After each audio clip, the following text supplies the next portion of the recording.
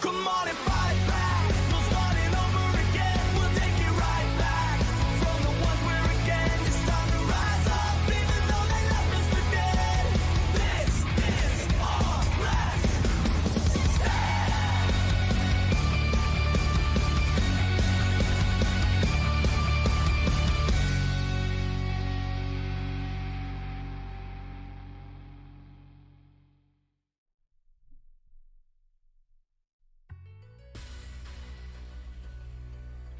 Good evening, Multiverse, and welcome to another exciting episode of MNW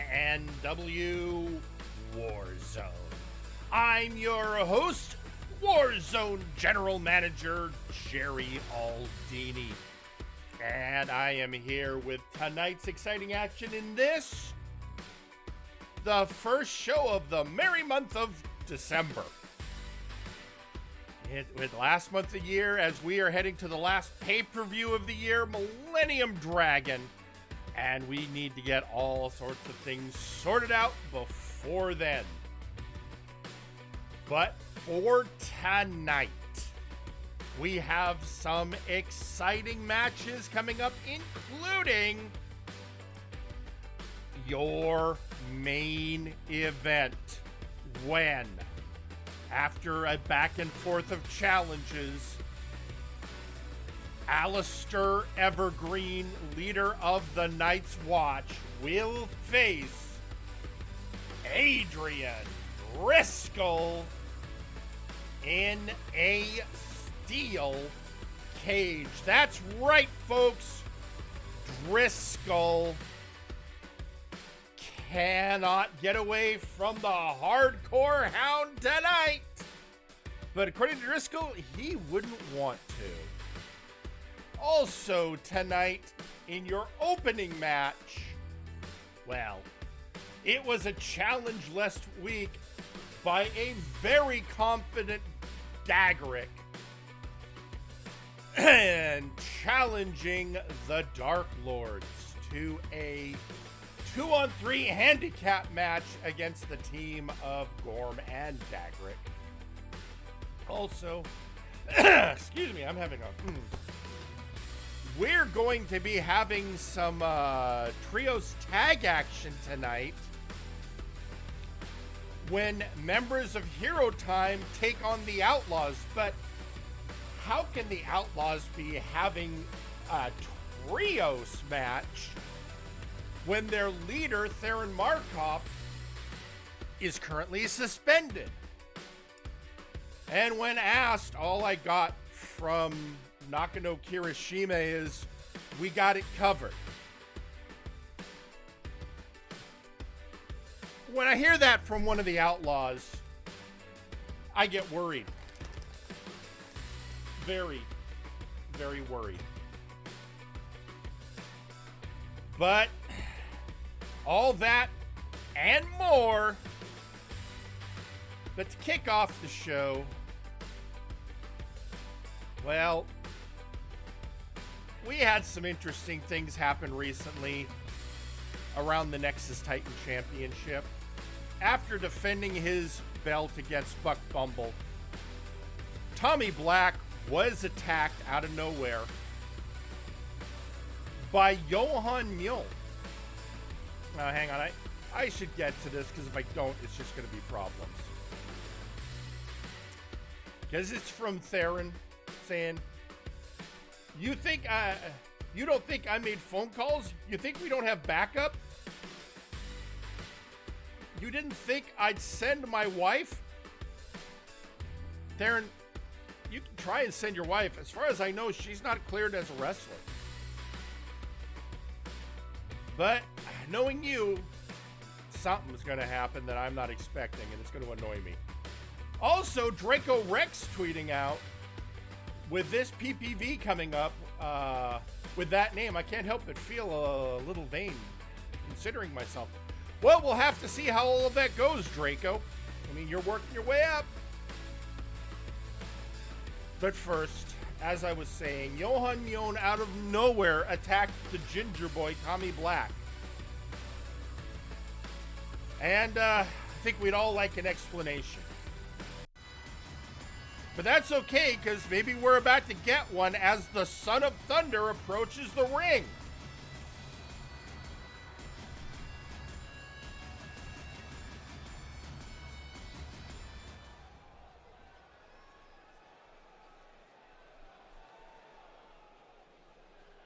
I know that everyone wants an explanation about why I attacked Tommy Black.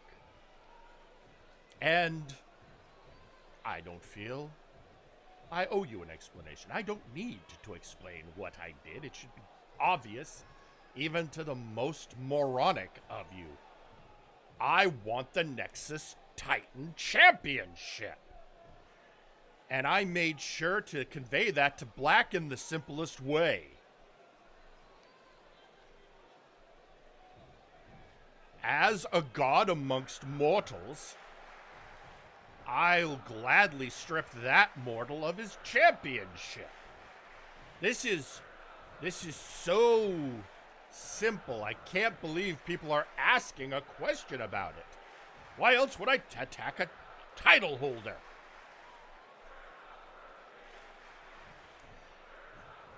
Now, I know that Tommy Black is thrashing and filled with rage, but let's be honest. He's just a man. When I am a being of divine origin. Well, looks like Johan might have to explain some of those divine origins to the mad lad of London himself.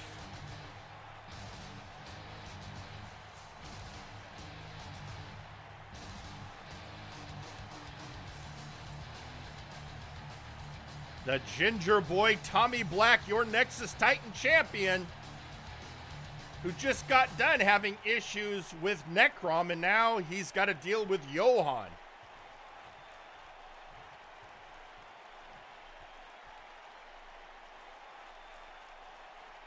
Johan Mjoln, you insufferable cunt. You think you scare me with all this? Ooh, I'm a son of a god. Who the bloody well cares? You're just another wannabe would have been who's challenging the mad lad of London.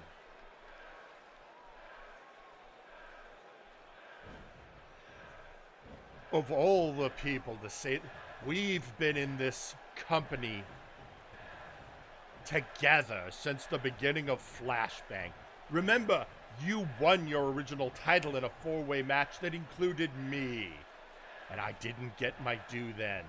But I will take it now. Insufferable cunt. But you want a shot at me belt? Fine. You can have a shot at my belt. I don't care how, I don't care when, whenever Jerry wants to schedule that match, I'm ready. Everyone thinks they're ready, Black. Until the lightning strikes, until the thunder roars, and they have to slink back to their pathetic little mortal existence.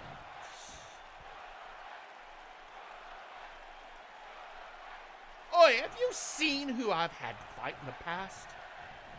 Gods, monsters, nightmares, vampires, you name it. Werewolf, boy, you remember Apex? You remember who took my belt off me cheaply? I will have fought them all. I tell you, a half god doesn't impress me. How dare you? I am of divine blood, the son of thunder, and I will not have that celestial lineage degraded by the likes of you, Tommy Black.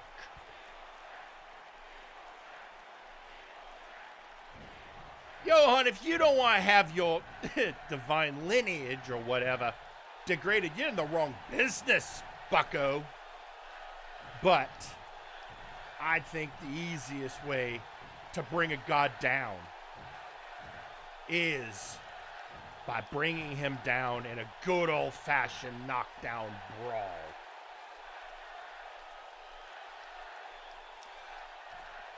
A knockdown brawl, you say. Well, Black, don't mind if I do. Oh, he headbutt him!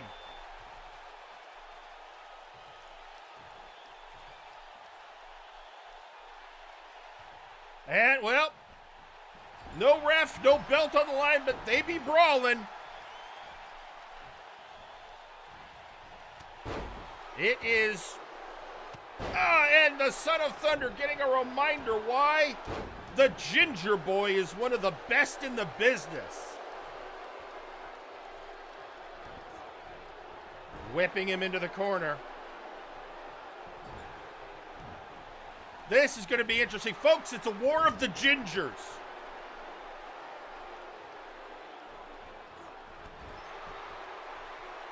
I'm just glad that the Allfather is nowhere to be found.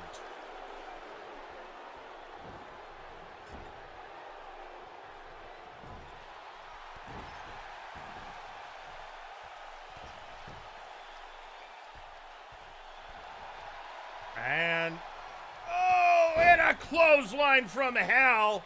A ref is finally in the ring trying to get some order. And Johan and Black are ready to go, but we don't have a match scheduled yet, boys.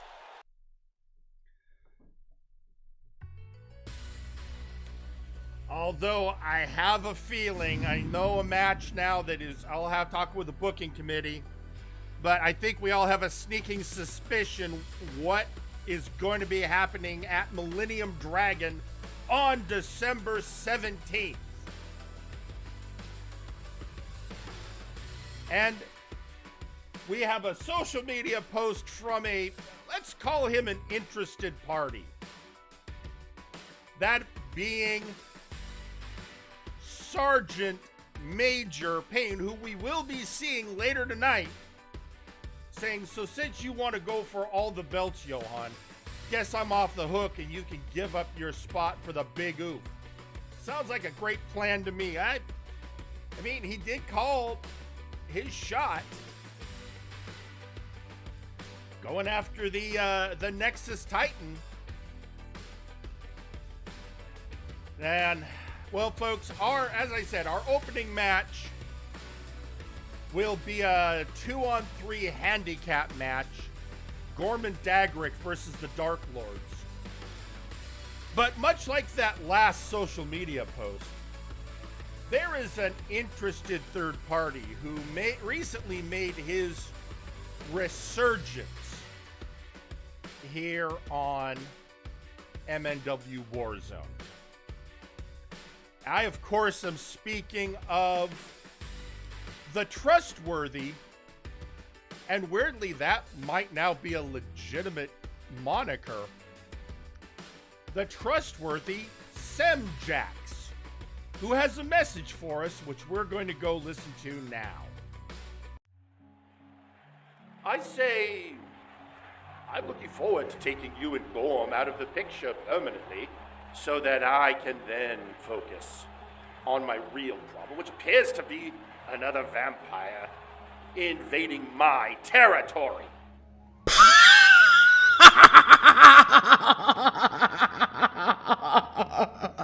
Damn, you heard that, right? Your territory system, really? Oh, you ignorant gum-flapping rat. I don't care if you turned 2 years ago, 5 years ago, 100, maybe 1,000 years ago. I was here in MNW before you showed up. It was me who walked the halls and knew it brick by brick. For someone who claims to be a lord, you were nothing but petty. You spout arrogance. You couldn't even last a night in my boots. This is the same man who tried to get his grubby hands on the Multiverse heavyweight title when I was champion.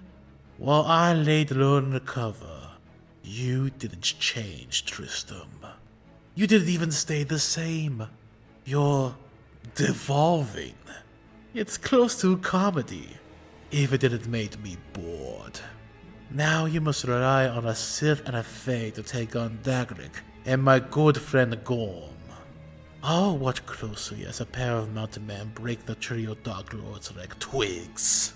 Rest assured, I, Simjax, will spill the tea and tell my friend and his partner all of your weaknesses.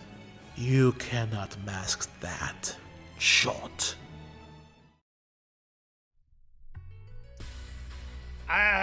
Oh boy. Yeah, there's a showdown in the future. But for the meantime, we've got a handicap match to get to. And no time like the present, so let's head to ringside.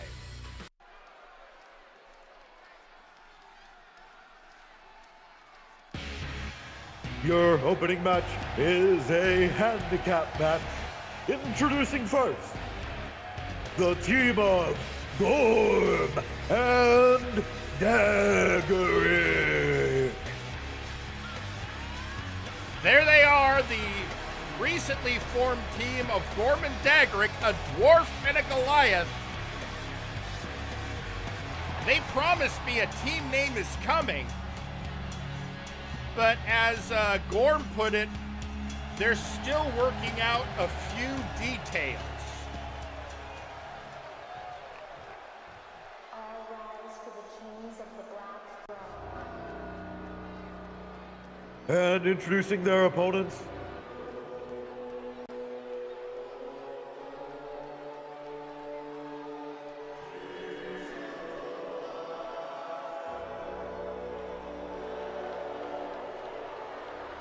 the Dark Lords.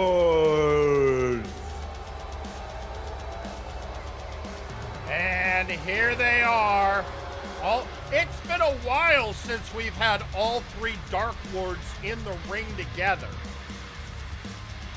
The Vampire Lord Jean Tristram, the Sith Lord Exar Kun, and the Fey King, Earl King Wes.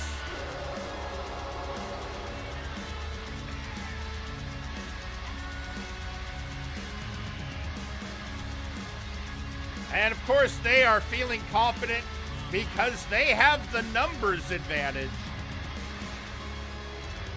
But that's not going to intimidate the dwarf and the Goliath.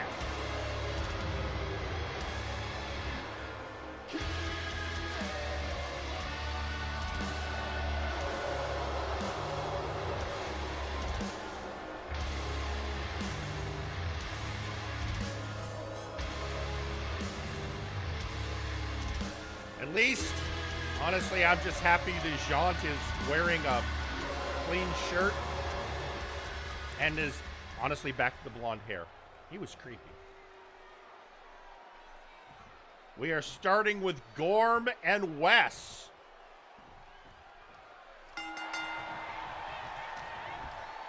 And off the bat, hoisting up the Earl King and, Alabama Slam!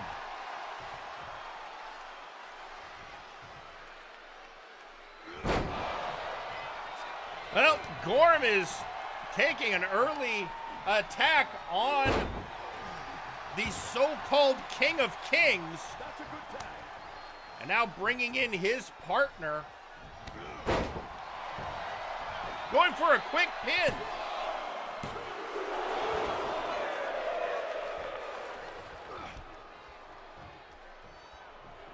And now, just breaking his nose.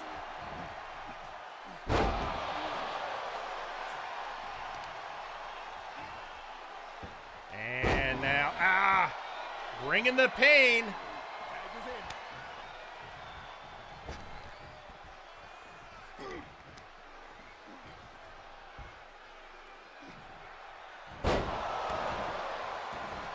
And Sith.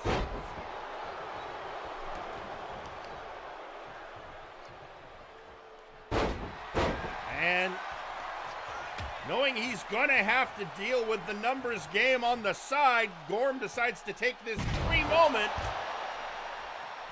to do a punch-up on a Sith Lord.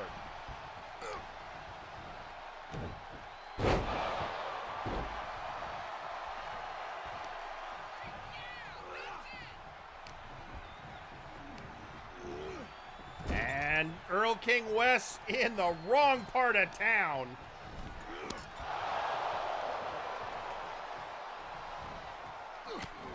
Oh, fighting his way out. Gorm just pushing him back. Oh, caught between a Goliath and a dwarf place.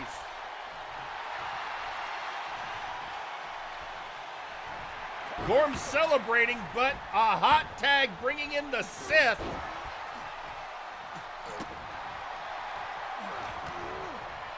And Gorm didn't realize there was a tag. He started going after Wes. I think he now knows who the legal man is. Ow.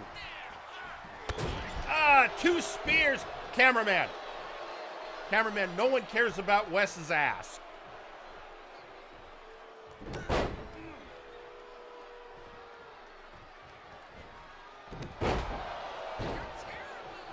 Walking Gorm around the ring, and now in comes Jean Tristam, and now all 5 combatants have entered the match.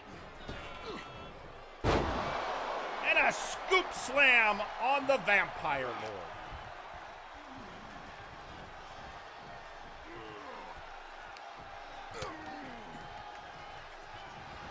Working the leg. Jean has to be a little concerned. Gorm is very used to dealing with vampires, considering one of his closest friends is one.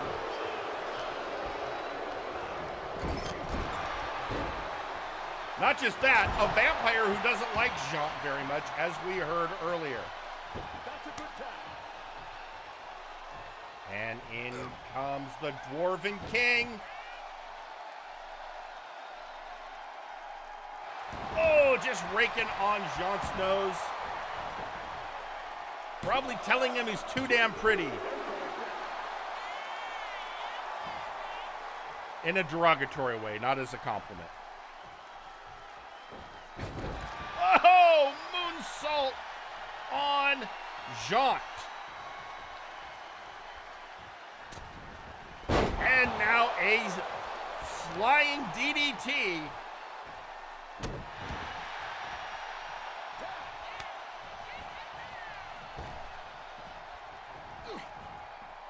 Oh, float over DDT by Jean. What's good for the dwarf is good for the vampire.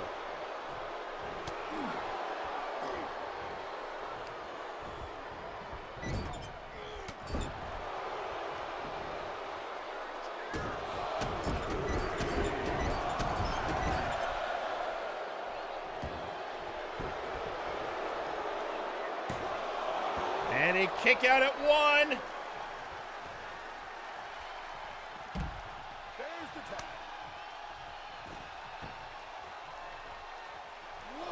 And not going after Gorm, but immediately going after the dwarf and leaving himself vulnerable to the Goliath. But I think XR may have sensed him through the force.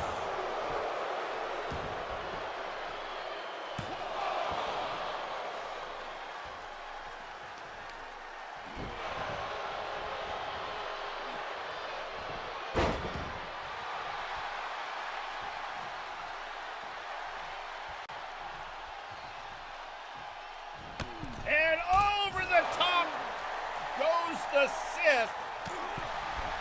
And Gorm dealing with his partners. While that might be a decent strategic choice, it might not have as benefits he's hoped for, since XR is doing the same thing to Dagger it.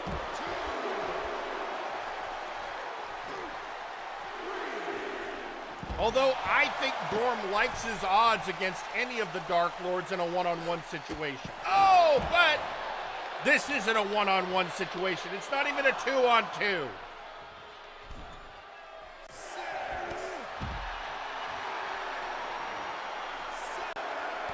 We're up to a 7 count.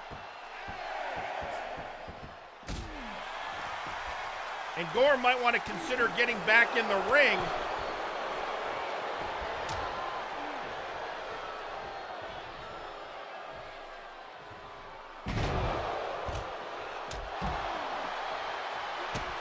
Yeah, at this point, this is becoming less a match and more a brawl. Which doesn't necessarily mean it's a problem for the team of Gorman Daggerick.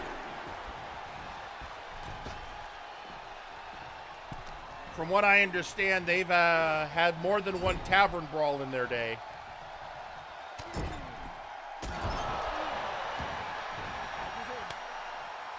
And in comes the dagger.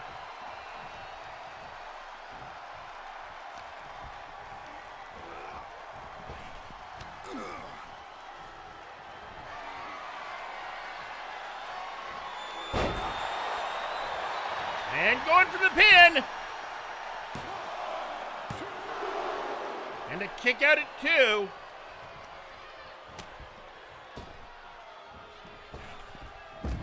Oh, and again getting that slam down on. And coming back in to deal with the Sith. Oh! That force pushes him.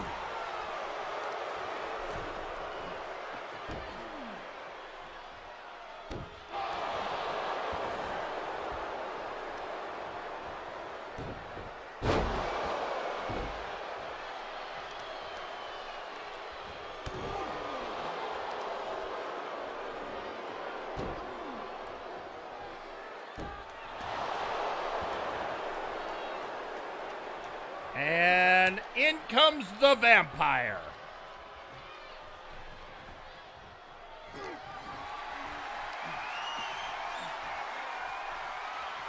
Oh, bringing him down in that DDT.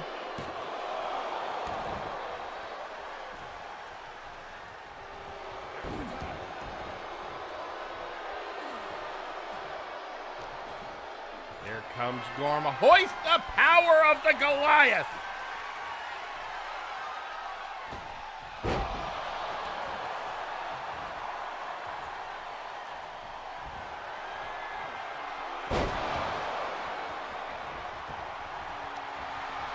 And going for the pin. Oh, broken up by XR Coon.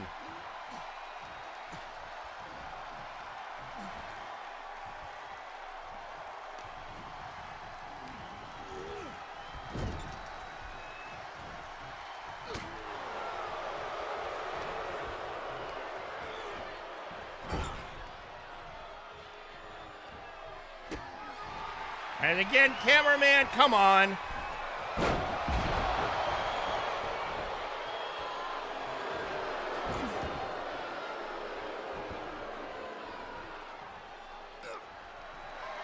Daggerick hoisted him up, and Dwarven Driver!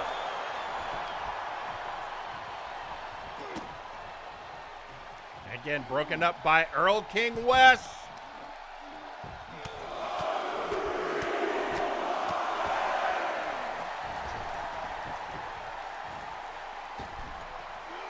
Oh! Went for the leap, but Jaunt already out of the way.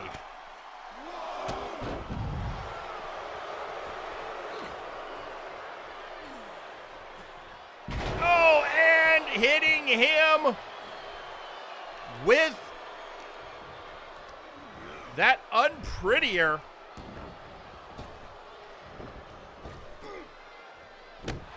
Ah, broken over the dwarf's knee.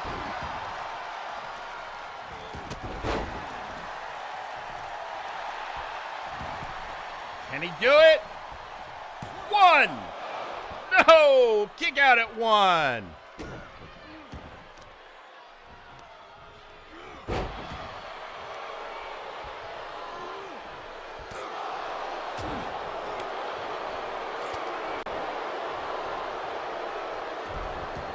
getting a roll. Oh, this is not looking good for Daggerick at the moment.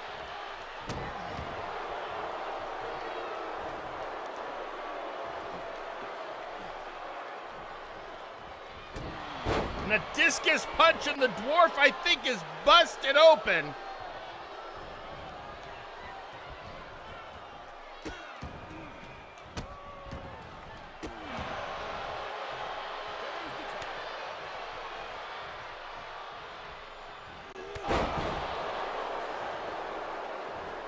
And the Sith Lord stalking the dwarf.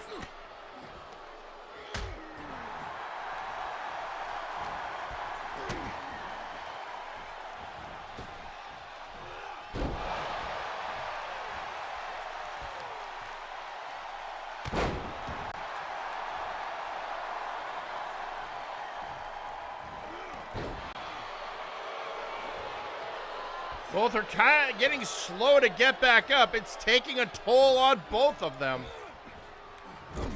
But XR whipping Daggerick into the corner and again.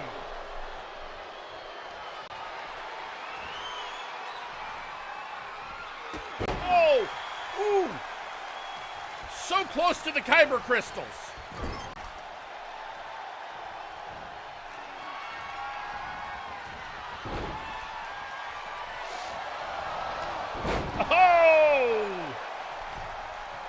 Dag is feeling it. Oh, going after one and the other.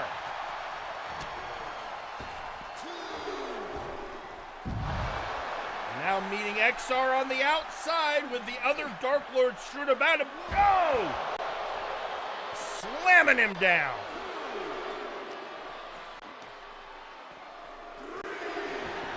Whipped back into the ring.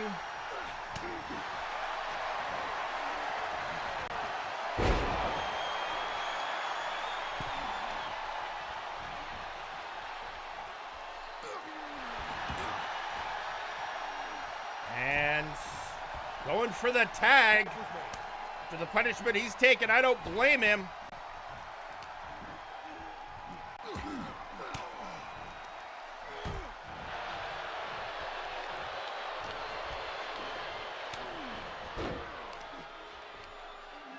And pushed off.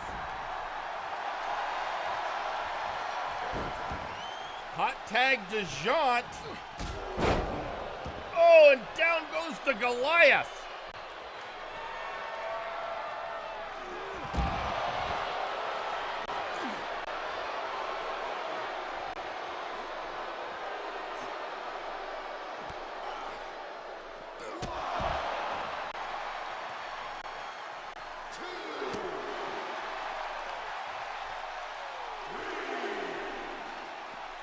We're up to a 3 count, but Daggerick is, well, he looked like he was going to leave Jaunt outside, but thought better of it.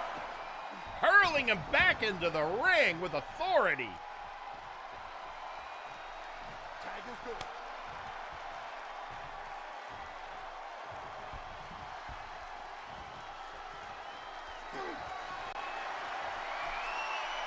And, oh, I think he was setting up for the Book of Grudges that got reversed by Jaunt.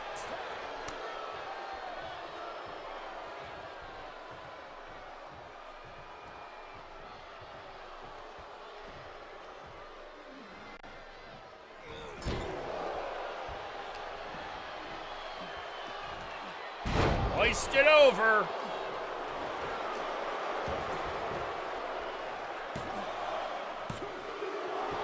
And a kick out at 2. The dagger yet lives.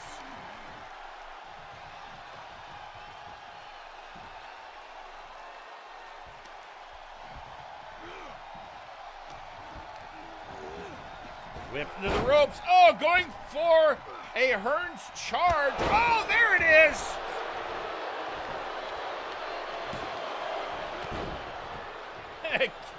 Broken up by Gorm.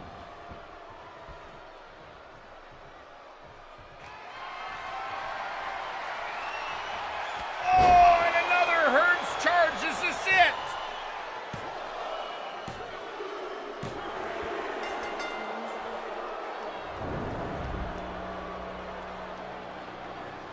And your winners, the Dark Lords. An amazing match, but in the end, the numbers game was just a little too much for Gorman Dagrick, but the fact that they came so close in and of itself is impressive. But yeah, if they want to deal with the Dark Lords, they're going to need to rethink their strategy.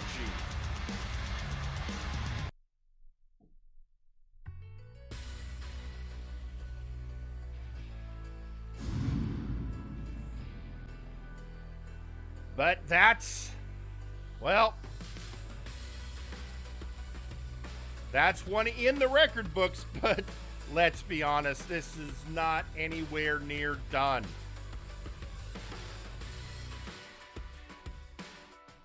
Now, with Millennium Dragon coming up so soon, December 17th, we have a lot of matches we have to figure out.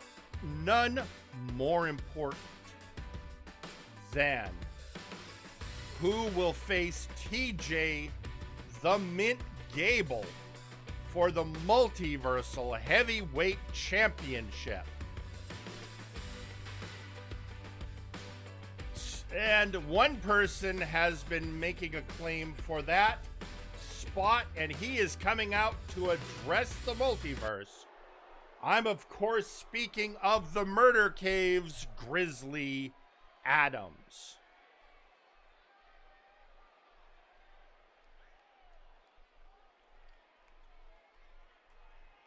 I am not going to mince words.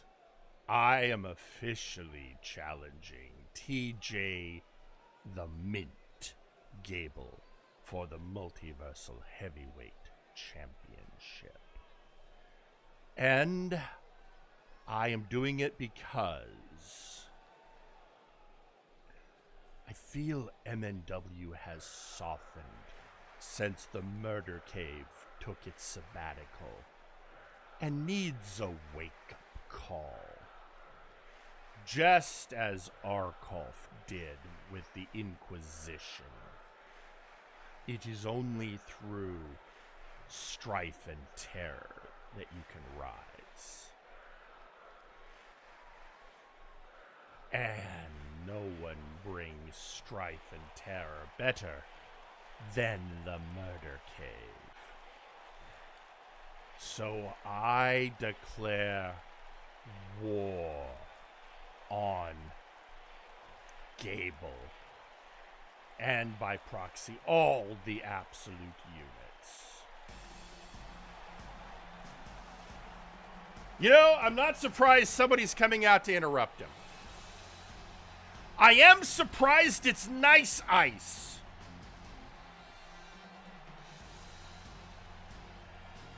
What the hell does the Cyber Siberian have to say to Grizzly Adams?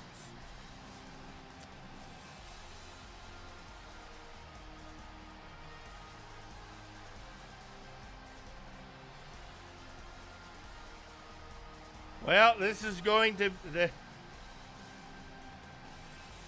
The leader of the ICC versus a member of the Murder Cave. It's a war of words, but, well, you saw earlier tonight how those can devolve.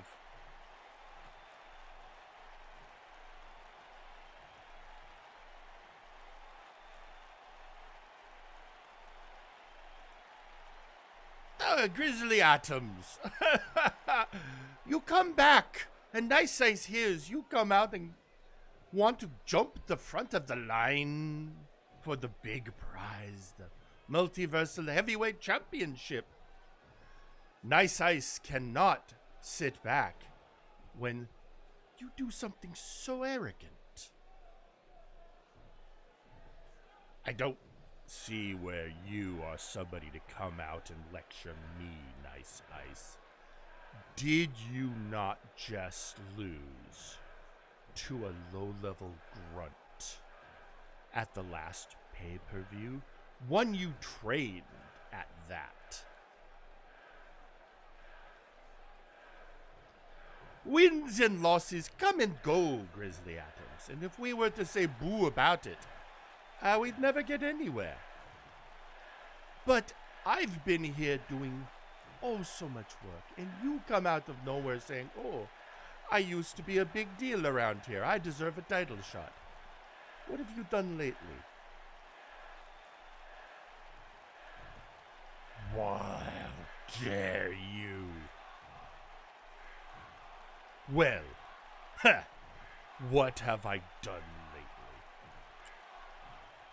I have a history that does not need to prove itself, but I can see that you're going to be a problem.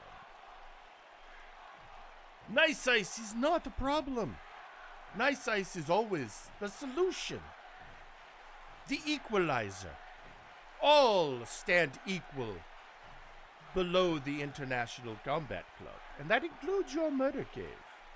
So, just wait your turn while your betters get their crack. Betters? Nope. You know what? I'm not going to let you bait me, Ice. Instead, we're going to do this the fitting way, the traditional way. I challenge you to a #1 contender match, Ice. Whoever wins gets the shot. Trial by combat. Ooh, nice Ice. Always like trial by combat. It is where he can do the preliminary kicking of the ass, the slapping of the cheek, and the pinning of the shoulders.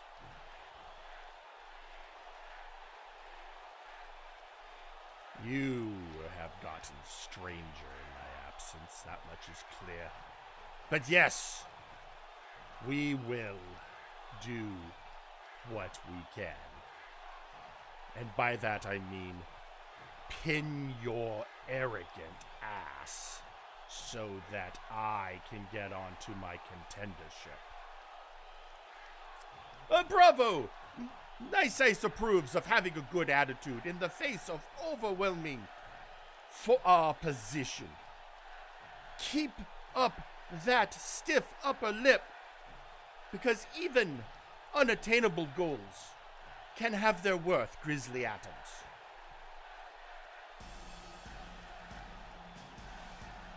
God, I guess I'm gonna have to schedule another contendership match.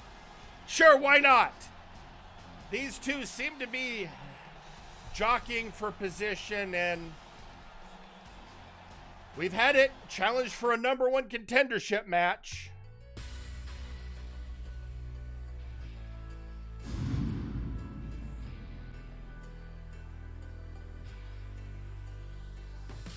Although if I'm Sergeant Major Payne, I think I would be taking offense at that low-level grunt comment.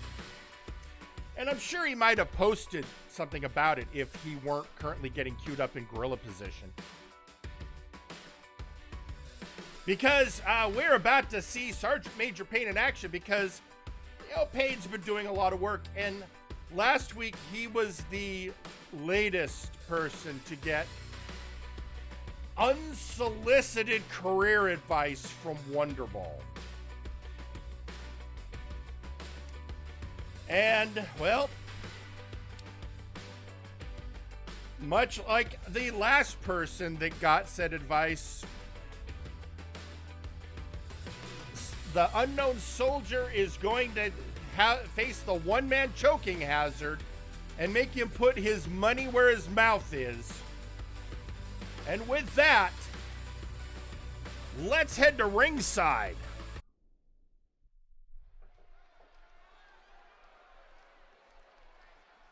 The following match is scheduled for one fall. Introducing first,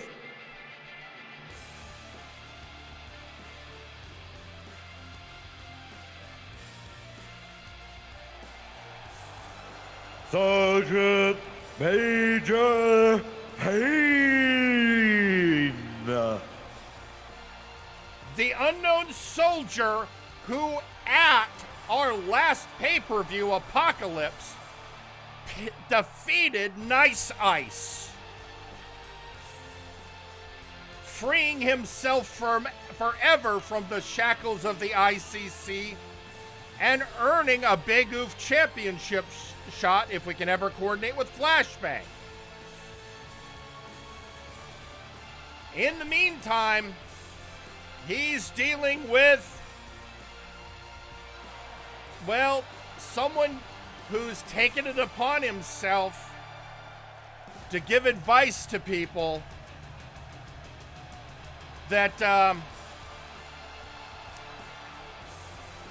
well, let's just say it's not surprising we're about to have a wrestling match.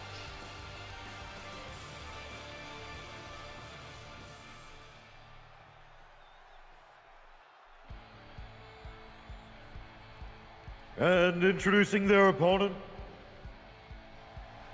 Wonderball. Wonderball, who, let's face it, he was telling Juan Chance to stop being so nice and cheat more. Juan beat the hell out of him and then went on to win the TTV championship. Which, by the way, we are going to be hearing from Juan later tonight about getting that second defense in. Now he's trying to give advice to Sergeant Major Payne after Payne just defeated Nice Ice.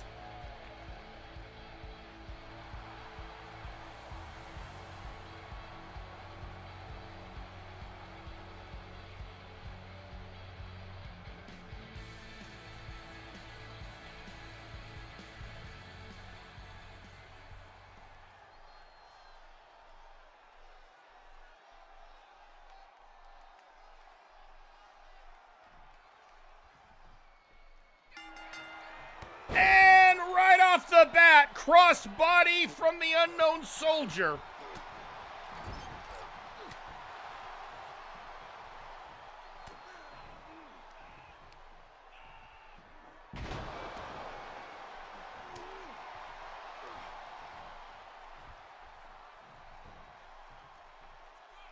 And bringing Payne down and going after the elbow.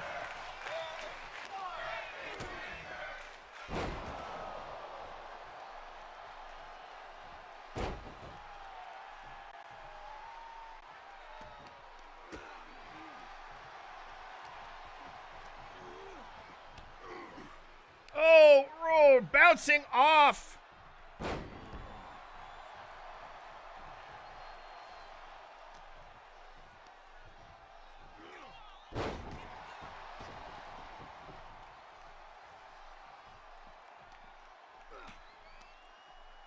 Whoa, going for the whip. Payne reversed it, whipping Wonderball back in.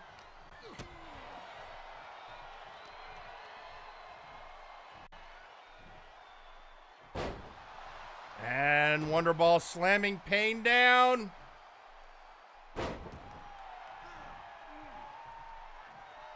And Wonderball going up top.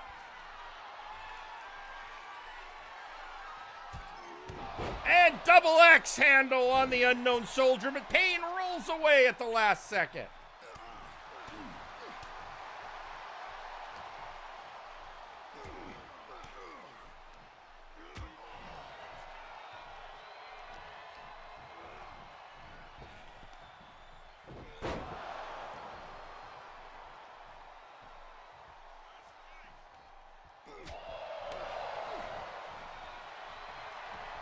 Oh, Payne was going for something, but caught by Wonderball. And Snake Eyes.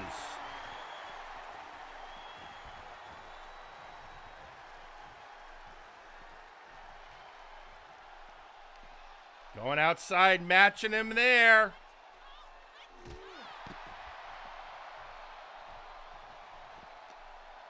Locking up. Thrown back into the ring, and Wonderball stalks after him. Oh! Diving shoulder block, and again! And a slam.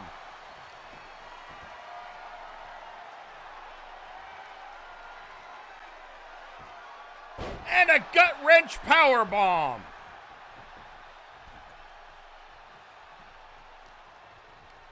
Payne getting ready, lining him up, and hip toss. And a broski boot. Actually, that was the howitzer. Got to get his kick straight.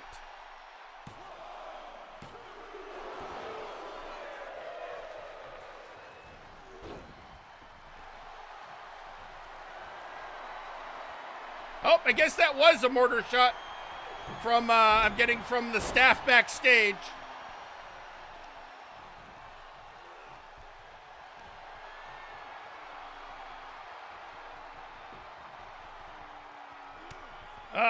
Bringing him down, but Wonderball fighting back. But Payne dodges.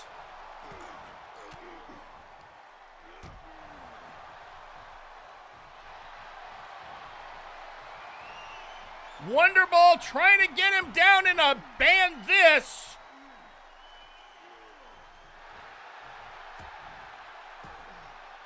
Payne fights his way out.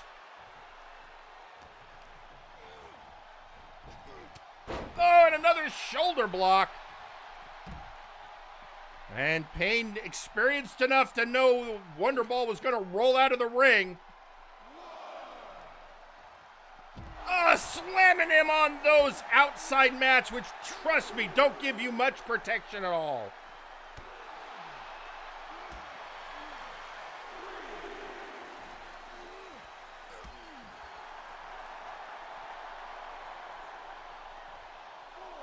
Float over DDT, and I think Payne just got busted open.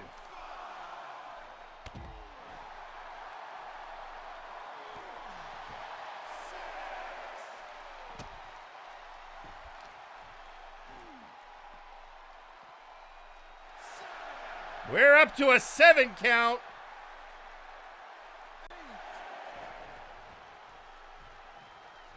Oh, don't you dare.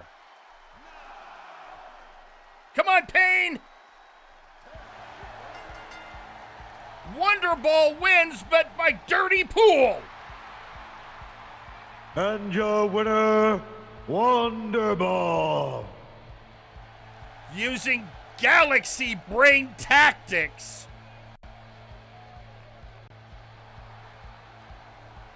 I guarantee you that is such a low-down win is going to definitely mean Payne's not done with Wonderball.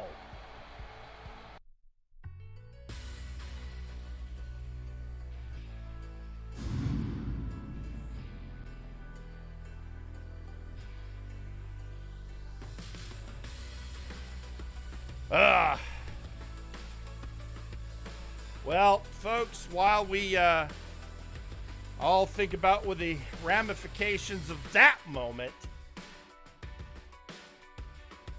the next moment we've got to deal with, folks, I know there are things that confuse us all. And I would be lying if I said that one of the things that I am most confused by lately, where I am at this point in my life, is me sitting here feeling bad for Sir Unklydom. And yet, he has been through a lot. And just whenever it looks like maybe he'll get a little shred of hope, someone comes to kick dirt in his face again. Now, did he earn the dirt? Absolutely. But has he also suffered greatly? Also, absolutely. But he did get a glimmer of hope recently, courtesy of the storyteller. We don't know really what's going on, but we're maybe about to find out as we head down to ringside, where we will see Sir Uncle Dunk.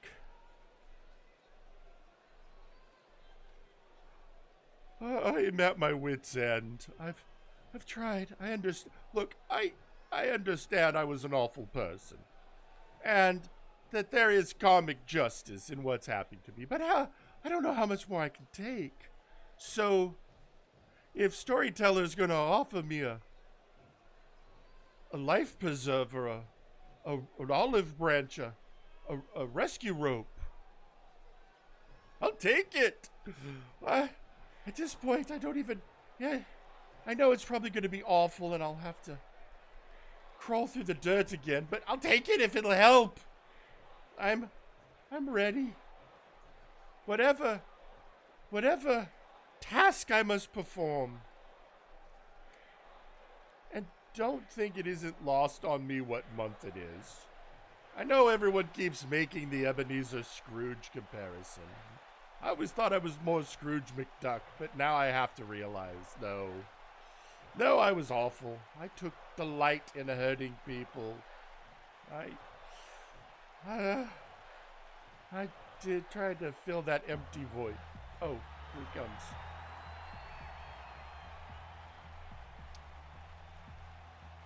Well, and here he is, folks, the storyteller. The mysterious figure who knows the plot and knows every plot twist, surprise ending, and usable trope in the book. Literally, the book.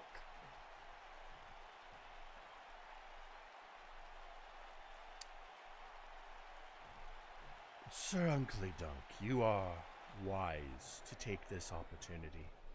Truly, you are right, it will not be an easy task, but if you can rise to the challenge, I do think you will find your fortune better for it. It can't be worse than what I'm going through right now, so whatever. I have to do I have to fight you in a match, Storyteller? Because, I mean, there was a day I would have been... You're tough, but I'll do it if that's what I have to do. Give me the time, give me the stipulation, and I'll do it. I'll face you. Oh, you misunderstand, Sir Uncle Dunk. It is not me you're going to face. It is not me whose conflict you must survive. You must face your past. You must, dare I say, face your fears.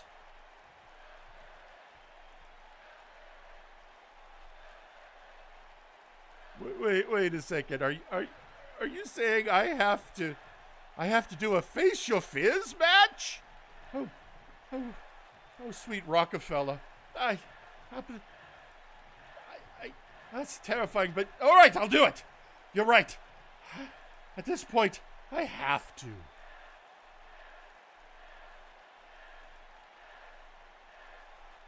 Again, wise decision. Sir Uncle Dunk, if you survive this conflict and come out knowing the pain you once inflicted on others, and in fact know right from wrong, well, Sir Uncle Dunk, you will truly be a better man for the experience.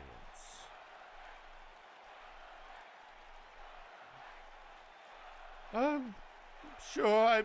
Okay, so it's like a character building exercise. I can do that. But you say I'll be better for it, and I obviously I'm in no position to doubt you now. I'm in.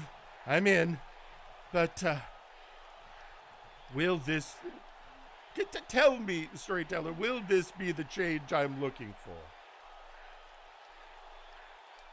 Sir Uncleton, this is a story as old as time. The path of redemption is never one easily trod. It must be a story that is written in blood.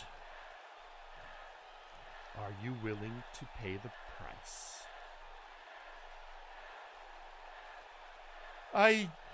Yeah.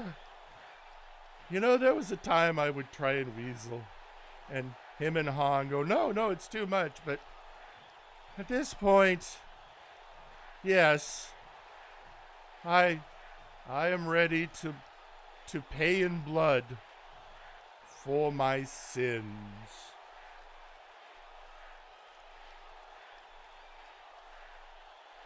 I accept the Face Your Fears match against whoever it is I have to go against. Whatever sin of my past I must face. And I will accept the consequences. Yes, thank you. Okay, Face Your Fears match. Those are usually done as threats.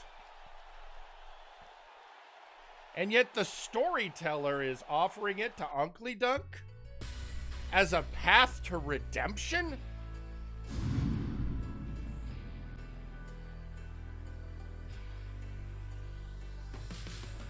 Oh, all right. Hopefully, oh boy. I don't know what this means, but I think I'm going to have Pete set up a meeting for me and the storyteller because I'm going to have to book a match. I mean, I'll do it. All right, well. There, yeah, fine. You know what, Uncle?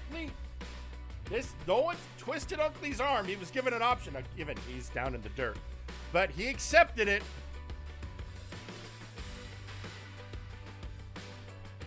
I don't know who. Look, we have had some interesting happenings at past Christmas pay-per-views. We've had Santa. I think we had Krampus once. So who now? He could have been worse. Could have been a gauntlet match. Having to face the ghosts of his past, but 100% don't know that's still not what's going to happen.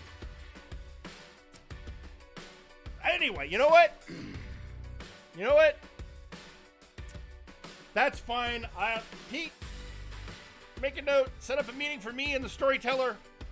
In the meantime, one of the other big stories that's been going on in MNW has been the quest by Minwanu to prove himself worthy to get a shot at El Albatross and his Mega Money in the Big Bank briefcase. So far,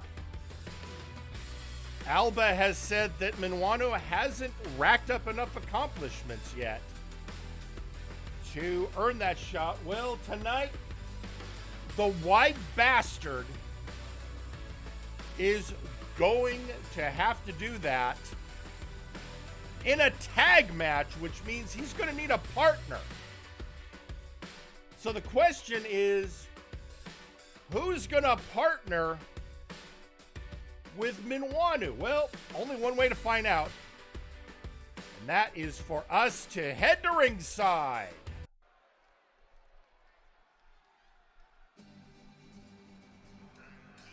The following is a tag team match scheduled for one fall. Introducing first,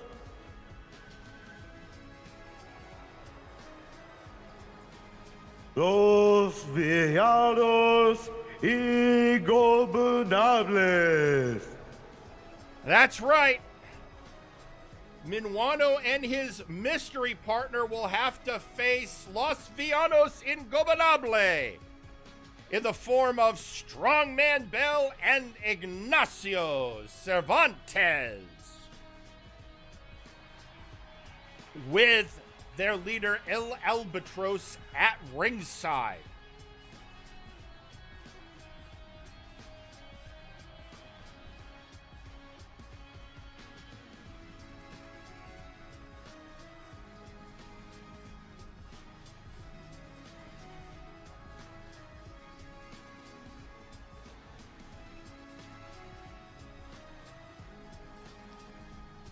And the question is going to be, of course, against these two prime luchadors, who is Minuano going to pick? And introducing their opponents, the team coming to the ring first, Eduardo. And there he is, folks, the Wide Bastard, also known as the Wide Desperado, Minuano.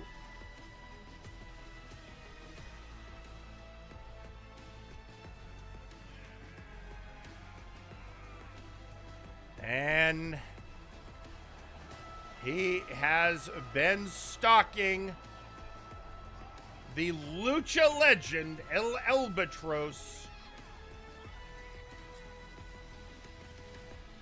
The question, of course, is who did he find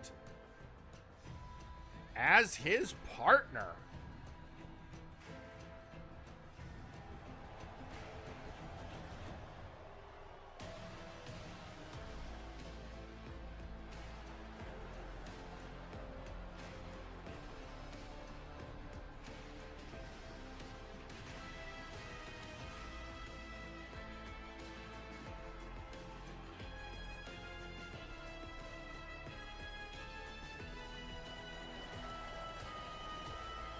As he stalks the ring, we are still sitting here with the question.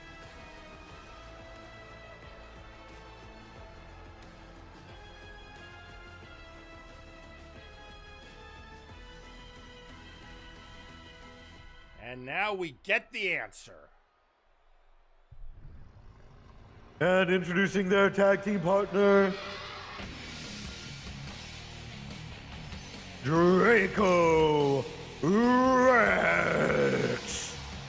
And the answer is the newest addition to the MNW roster, Draco Rex. The Dragon Warrior, who, well,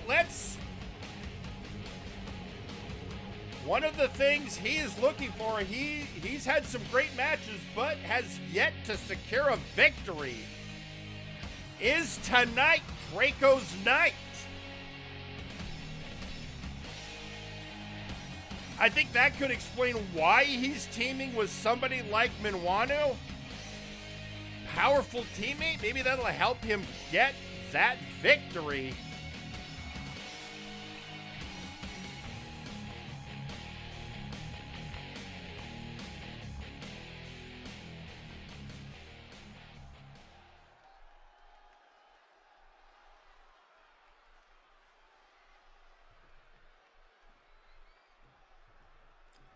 And we are starting out with the big men of their teams.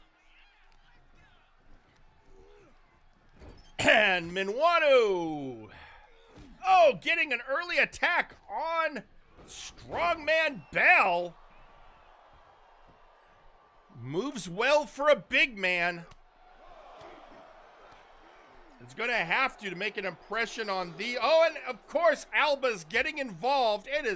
Folks, it is currently 3-on-1. There is a numbers disadvantage for Minuano and Draco.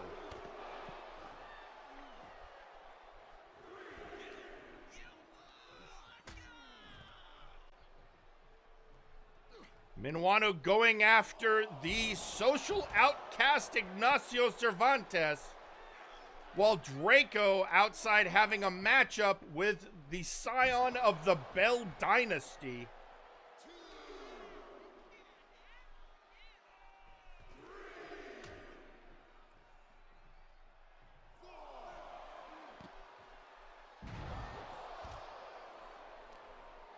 And it is Minuano back in the ring.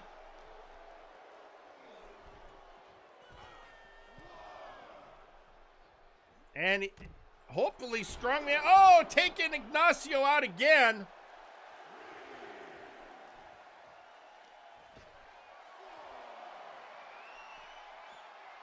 Minuano realizing maybe he should give his partner a little assist.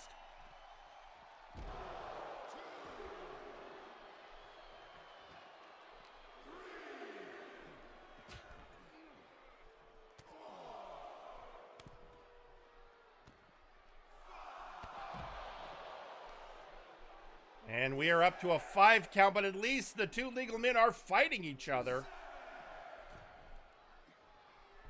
In comes Strongman, who immediately goes after Draco again, but finally both legal men are in the ring. Well, I spoke too soon. But Minuano, seeing where Strongman's going, make him pay for focusing on Minuano's partner and not the wide bastard himself.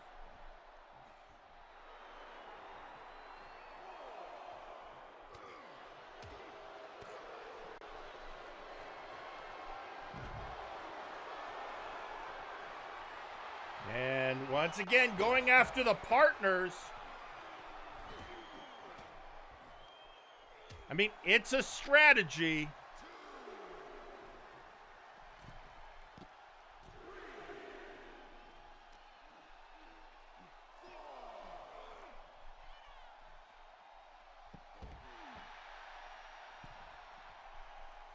And right now, Minuano jack and jaw with Alba. And finally, both men back in the ring and facing each other.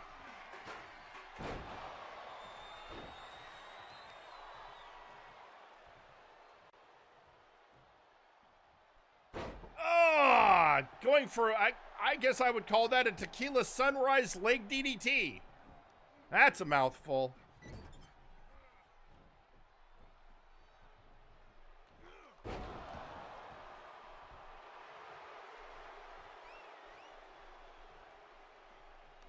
And right in the gut. Minuano, not many people can just toss Strongman Bell around like that.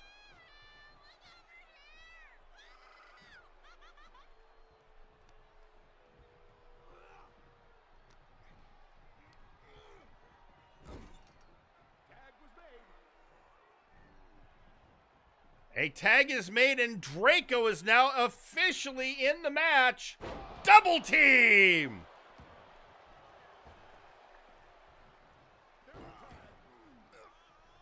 And a hot tag, and in comes Ignacio. Draco going for a pin. Kick out. Draco trying to return the, taking down Strongman.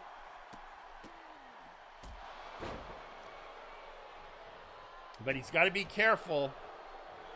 People don't know what to expect with Ignacio. Sometimes not even Ignacio.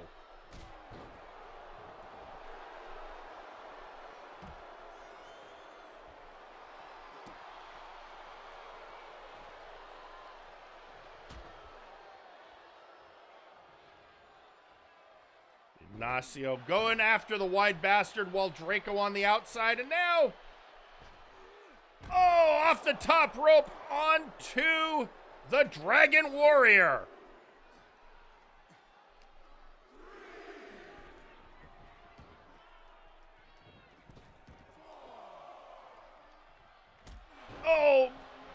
Boot to the gut.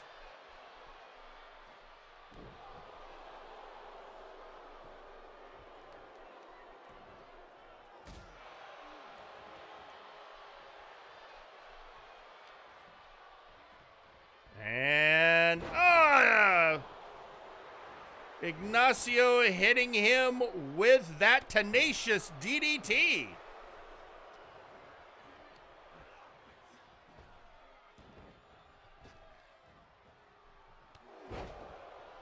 And now, moonsault onto Minwanu.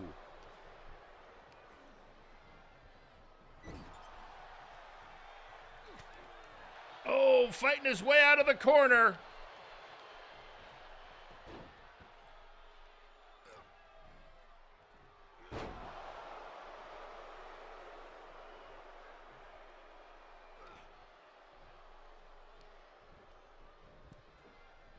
Minwanu on the outside of the ropes and knocked down by the social outcast.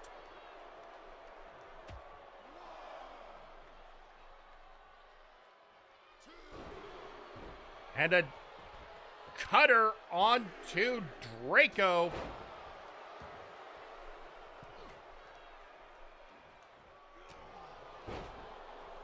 Bringing the pain to the wide bastard. Still with the question. Oh, never mind. Folks, that right there was, I believe, the Nacho Storm.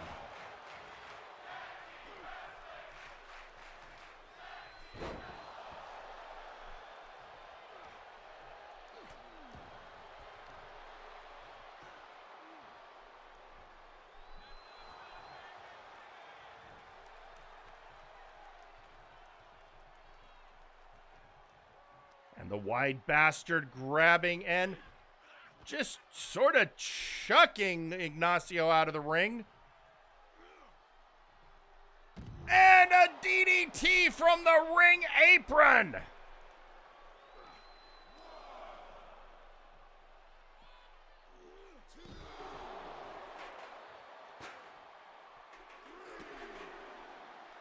Now he's just bringing the pain to Ignacio.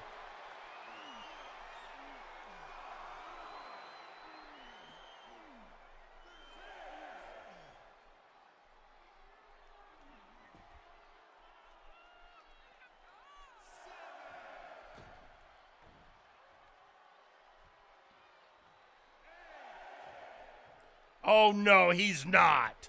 Come on, Ignacio, get up. I don't want to deal with another count out.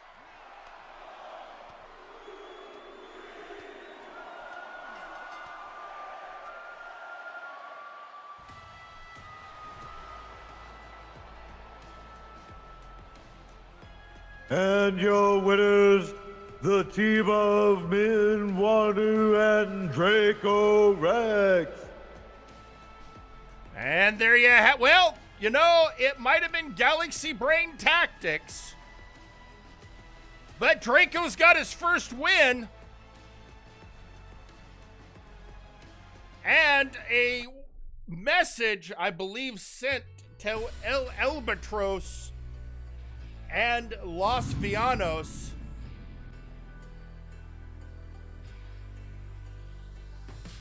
If Minwanu can, he will outthink you.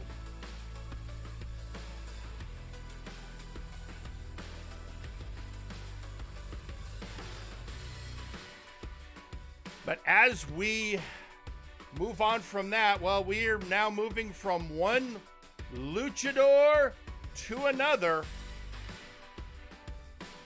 Because, folks, if you watch, you know one of my rules. If a champion wants some ring time, a champion gets some ring time.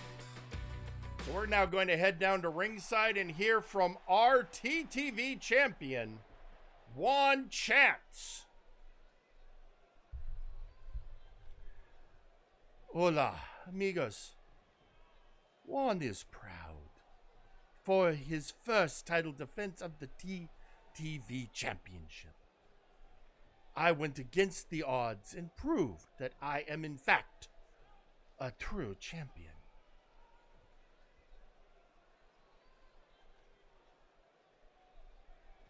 And now that I have that first victory, I need 6 more to scale the heights and gain my gift of chaos.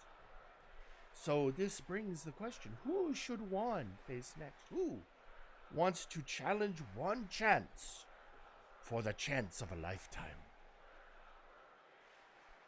A chance to win the belt that would lead to the Multiverse Heavyweight Championship. Who back there? Who hungers for opportunity? Better yet, who has not yet had a chance at gold? Who wants to make their first attempt at the heights?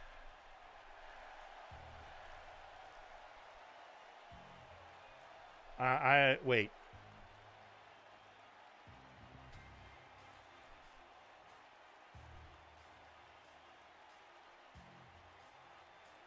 Westwind. All right, so Westwind just recently, I mean, he is teaming with Adrian Driscoll. And Adrian, of course, is in your main event tonight facing Alistair Evergreen in a steel cage.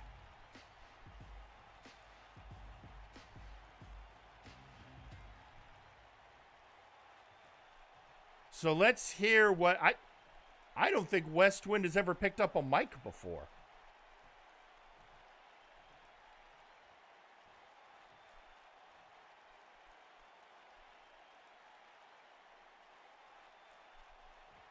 One chance, my child.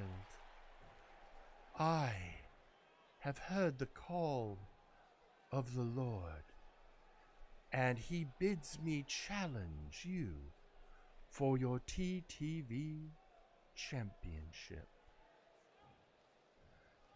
And you said, whoever has not yet held gold. Oh, yes, that is exactly what one, and one will accept the challenge, Westwind. For yes, you've never had a chance, but Westwind, is it the whispers of the Lord you're hearing, or is it Adrian Driscoll? Because, correct me if I'm wrong, amigo, but, has this been working out for you? I have left the shackles of my past behind. I, now unfettered, can fly to the greatest heights possible. And that starts by winning gold, by becoming a champion. Sure, that makes perfect sense to Juan. But Juan has to ask you, Westwind, what has teaming up with Adrian Driscoll actually done for you? It doesn't seem to have helped you winning any more matches. In fact, you're on kind of a losing streak, and are you sure he's still just not manipulating you, using you for his own purposes without giving anything in return? Oh, ye of little faith. I promise you, my association with Adrian Driscoll is of the highest calling and will benefit just not me, but eventually all who hear his call.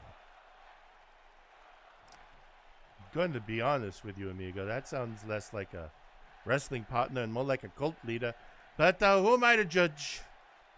So, I think people kind of miss the days. We used to have a good cult leader over with, what's his name? Lionel something. And now, well, we got his Driscoll. That's kind of a letdown if you ask Juan.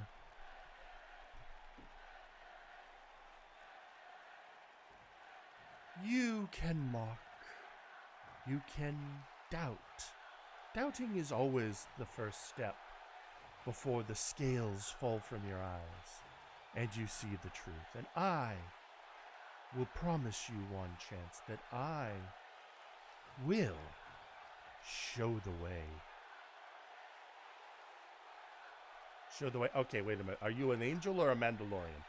Because that sounded like copyright infringement. And I think I know a lady by the name of Kale over on Flashbang that might have some objections. But it's I don't like to judge. I really don't. No judgment is saved for a higher power, as I will show you when I face you for your TTV championship. And once I have it, I will use it to elevate to the highest of levels. You know, I don't know what I expected when I was wondering what Westwind would sound like. That voice was not on my bingo card.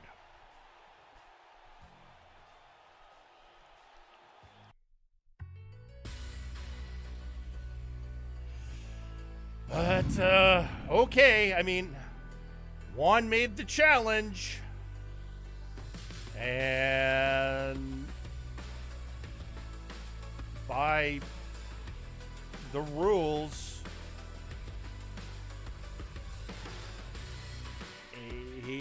Westwind had fulfilled the agreement, I guess.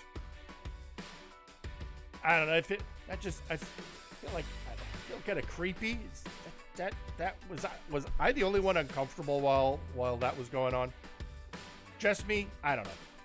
Folks, while we reset from that, we have more exciting wrestling action coming up. But first, MNW brings you the best wrestling action week after week. But we do also have to pay the bills. And so we're going to take time for this brief commercial break. And when we come back, let's just say we're going to have two wrestlers who may have insights to both sides of the coin for Westwind, weirdly. What do I mean? You'll have to come back after the break to find out. All right, folks, see you after the break. Feel the warm, milky, healing, Jesus-powered goodness that is Lactatanks. Step inside or be thrown in forcibly by registered Anon after you've gotten the shit beaten out of you by multiple people in one wrestling match. We swear nobody has ever died in a Lactatank. What is the Lacta made of in the Lactatank? We have no fucking clue, but we enjoy it anyways, and you will too. Lactatanks, come feel our warm, creamy, healing Jesus goodness. Multiverse, Nexus Wrestling's Warzone, Flashbang, and Firing Line are all proudly sponsored by Enraptured Beauty.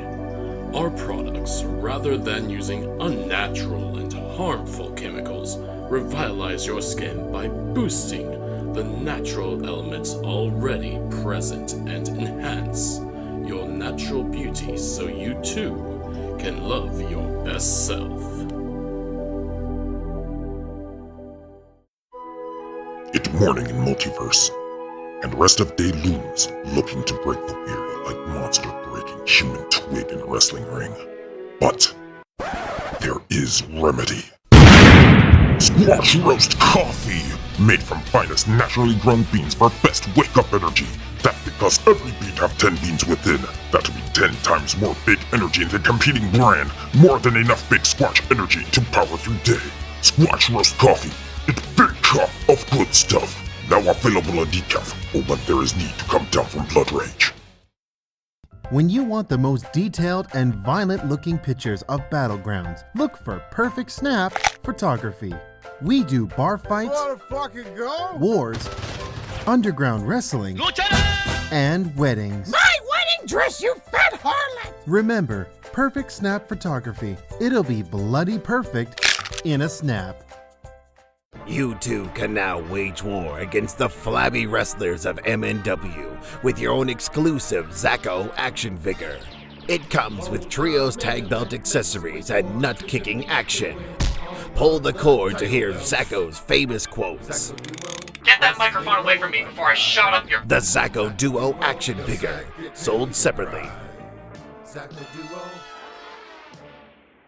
Whether you're working at home or giving your opponent work, we here at Lowe's are there for you. We're here with our sturdy tables and ladders that cease to exist if broken in half. We're here with rings that can stand up to even the most grueling of hoss fights. And when a locker room door is inevitably smashed by an angry lion woman, or a fiery undead leaves burn marks all over your paint, Lowe's will be there with a little elbow grease, a substandard 2x4, and a 6-figure bill.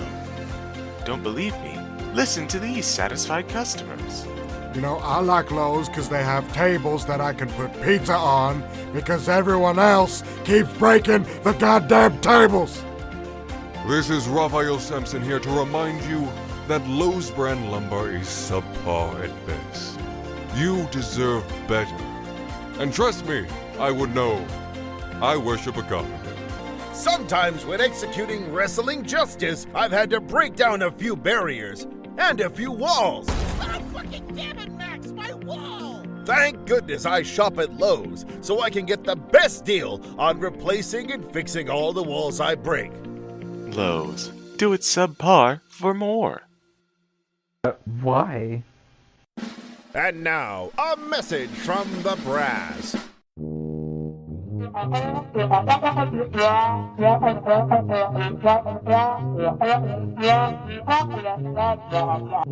This has been a message from the brass.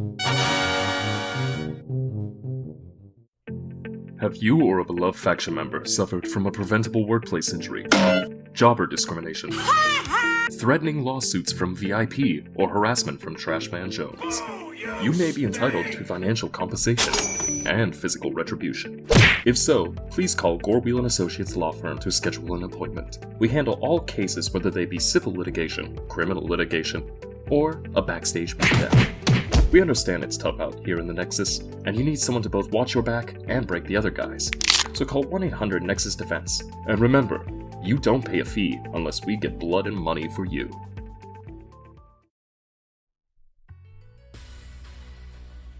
And we're back. And you know what?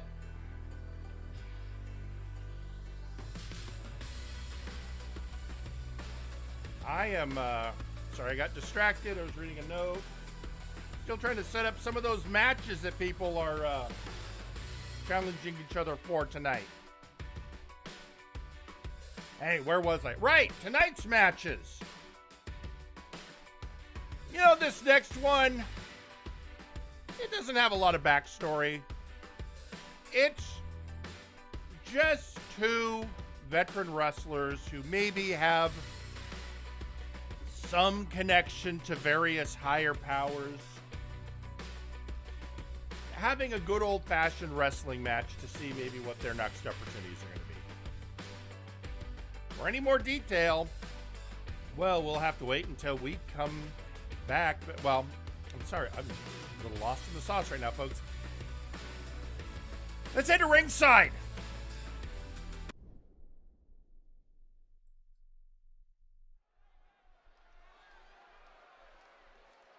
The following match is scheduled for one fall.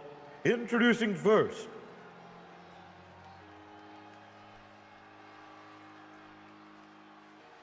Osman Gillick. Your wish has been granted. It's Osman Gillick.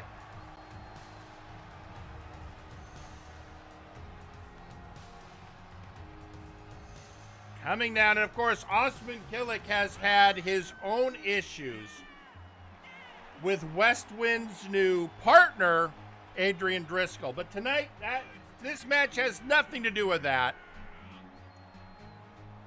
And just has to do with two wrestlers getting in the ring and looking for another win to put under their belt.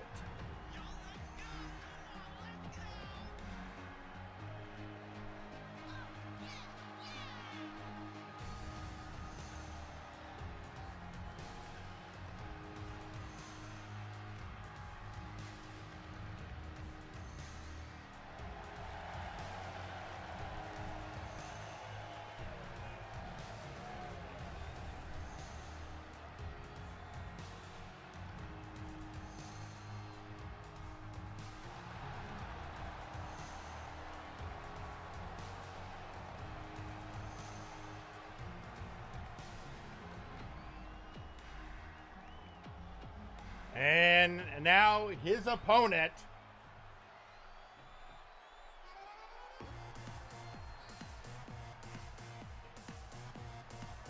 And introducing their opponent, Raphael Samson.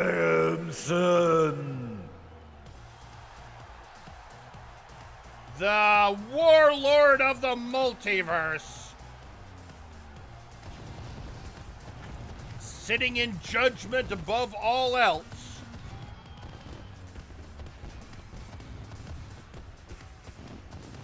Facing off against the Jin of MNW.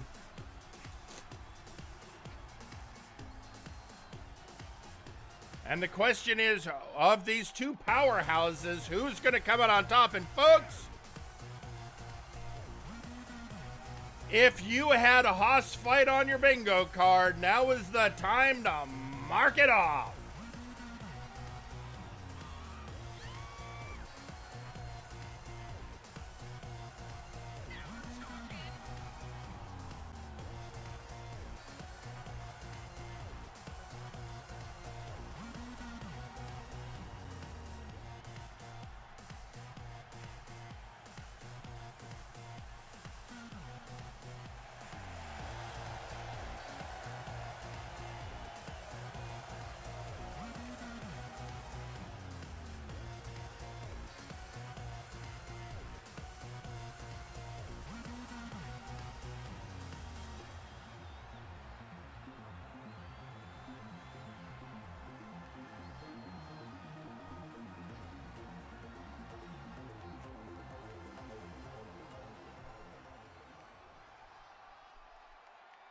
And now here we are, Osman Killick, Raphael Samson.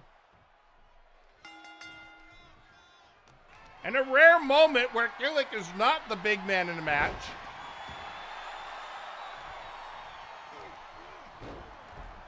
But he's not going to let that deter him.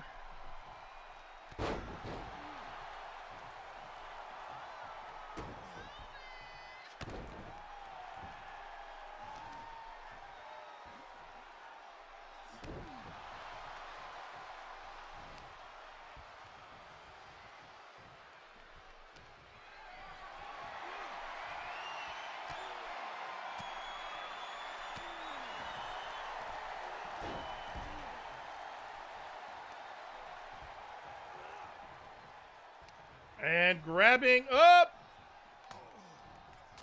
Trying to grab Killick. I just realized, on some level, is this a battle of the facial hair?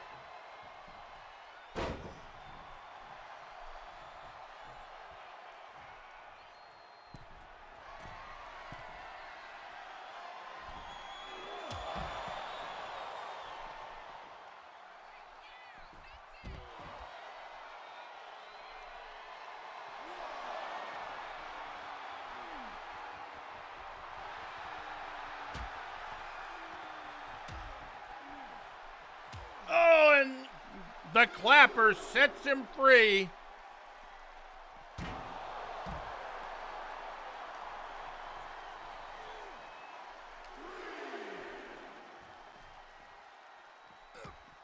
Walking him around the ring.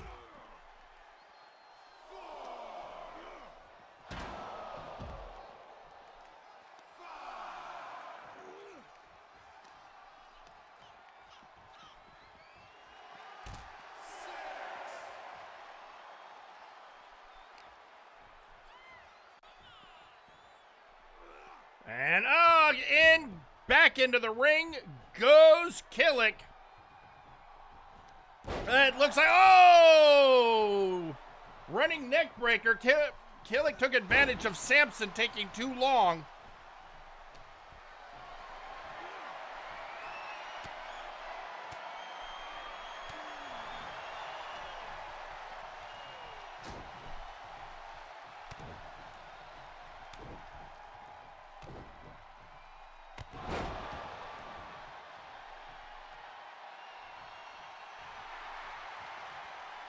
And both men just gasping for air.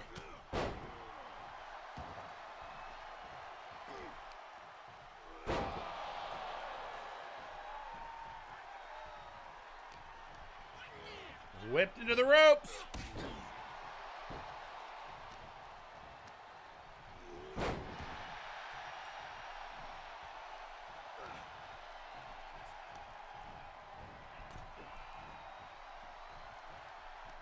And, oh!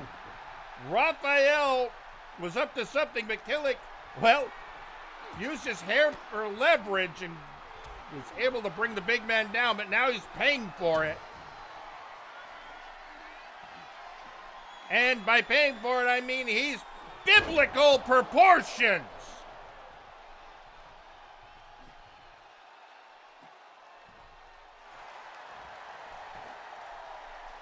One, two.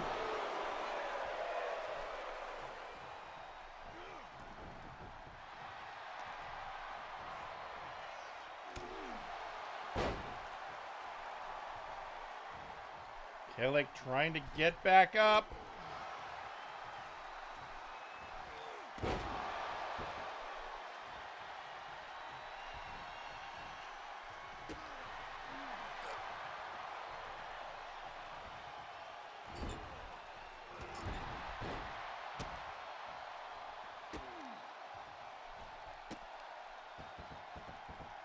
Bring in the pain.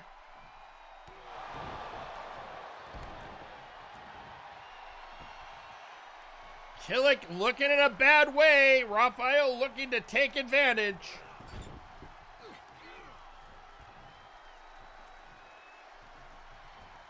Oh, and DDT by Killick. Can he capitalize?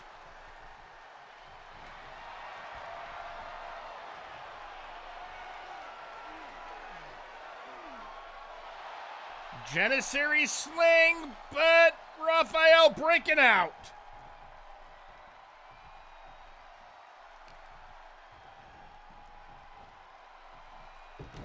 Oh, breaking him over his knee.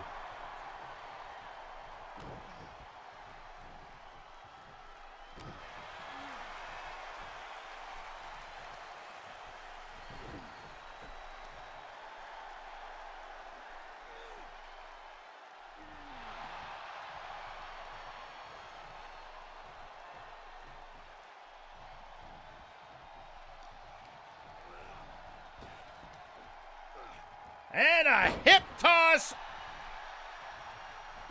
And a leg sweep.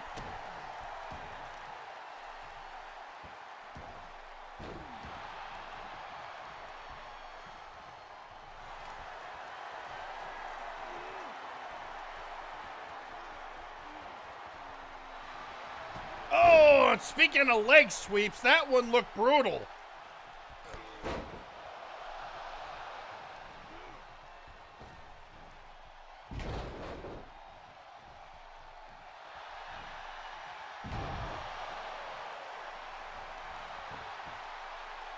One, two. Kick out at two. Samson is looking frustrated.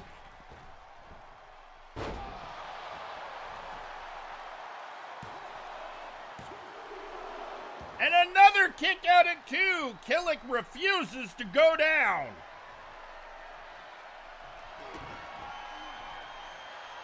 And so Samson is resulting to biblical proportions, but Killick gets loose. So snake eyes. Samson is beginning to wonder what it's going to take to bring the Jin down.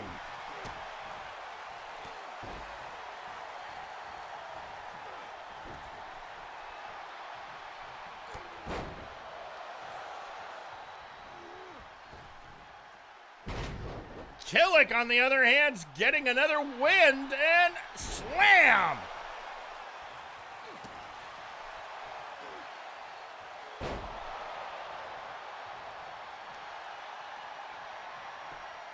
And going for another Janissary sling.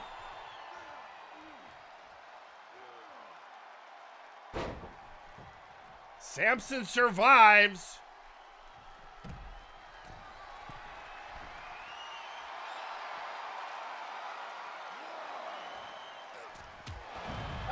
and a flying shoulder block from all the way uptown.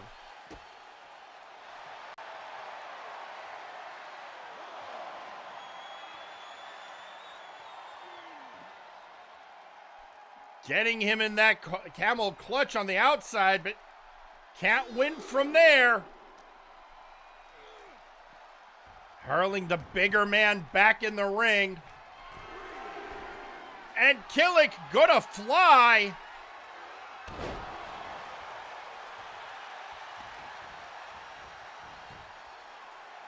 One, two, three.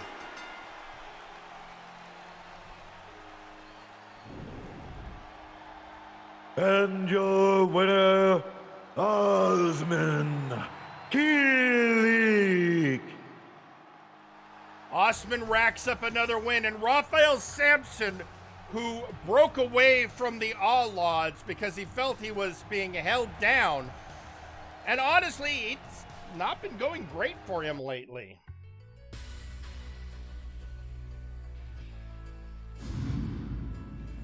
But another victory to the Jin.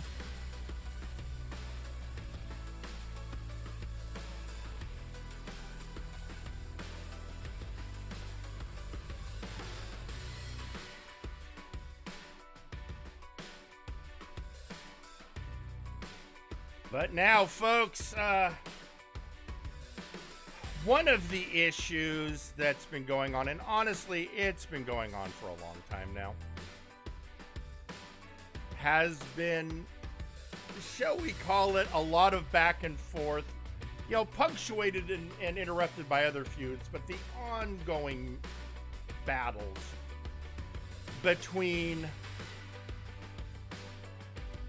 R. Sawyer and Jagger Blackthorn.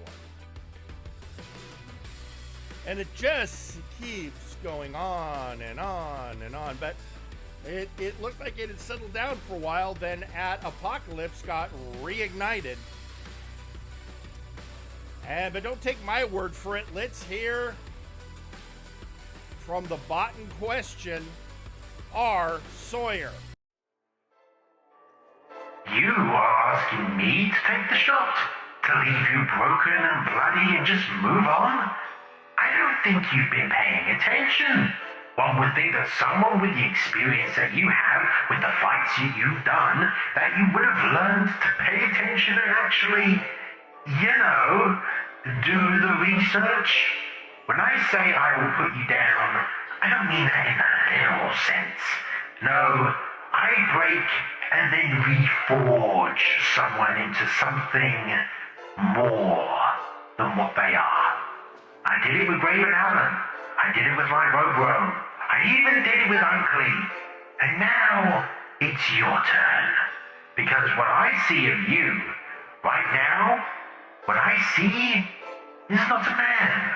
What I see is a husk of something that once was. Even so saith the Stormcrow. It's just a pale imitation of your Omnissiah phrase. I see you as drifting from fight to fight aimlessly, without reason or purpose. You have no motivation. And so all that I can conclude is that every fight is either you begging for release, hoping someone takes that one shot, or hoping that you get some sort of spark in your chest that will give you meaning. Well, I'm going to give you some meaning and purpose. We have a month. Let's get you ready to be put into the furnace.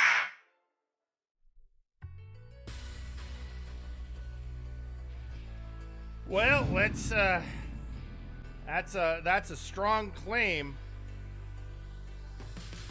But for a counterpoint, why don't we go down to the ring and hear from Jagger Blackthorn?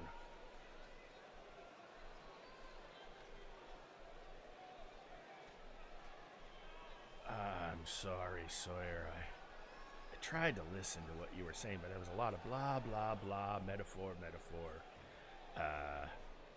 Make fun of your gimmick. Rest on your past laurels, blah, blah. So what I want to know is, when are you actually going to fight me? You know, instead of playing this weird game of keep away. I get it, hiding in the tags. That's a great way to stay out of my line of fire while get to spout off whatever you want. It's really easy to say, hey, doing all these great things, whatever, when you don't actually have to, well, do anything, huh? So, you know, I mean, I like a slow burn as much as the next guy, but for somebody who talks about, I don't know, whatever it is you actually talk about, that's all you seem to do is talk a lot. So when am I going to get to see some actual fighting?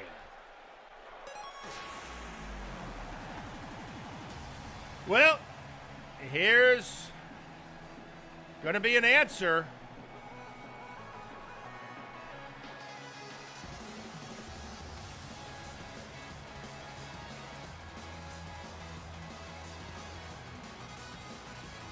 Here he is, folks, the undisputed future, R. Sawyer. You heard from him just a few minutes ago, and now he's coming out because I don't think he liked too much what it was that Jagger was saying.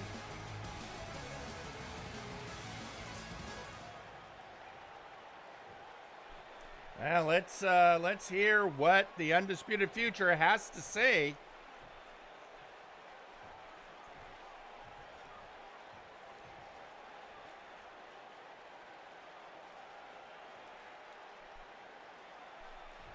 Hiding from you? What utter crap. No, that's not what's happening. I have goals, Jagger. And yeah, teaching you a lesson is one of them, but it's not the top one. What I want is the TTV championship, but you kind of screwed that up. Yeah, there we go. I was waiting for the excuses. Look, Sawyer, you can say what you want. You can play mind games. I mean, boy, like you did Uncle Dunk, or I don't know, whoever the hell it was before you were talking about. Honest, I wasn't paying that close attention. But don't see a lot of action. Well, that's because you're my lowest priority, Jagger. But you are my priority, and you know. You, Omnislayer, Strong Crow, whatever fake name you want to give yourself, you just have a bad habit of getting in my way. Well, let me let you in on a little secret here, Sawyer. I don't care about the title. Never have. What I care about is making sure that twisted people like you don't get what they want. I don't think bad deeds should be rewarded. So, yeah, I guess I am messing up your plans.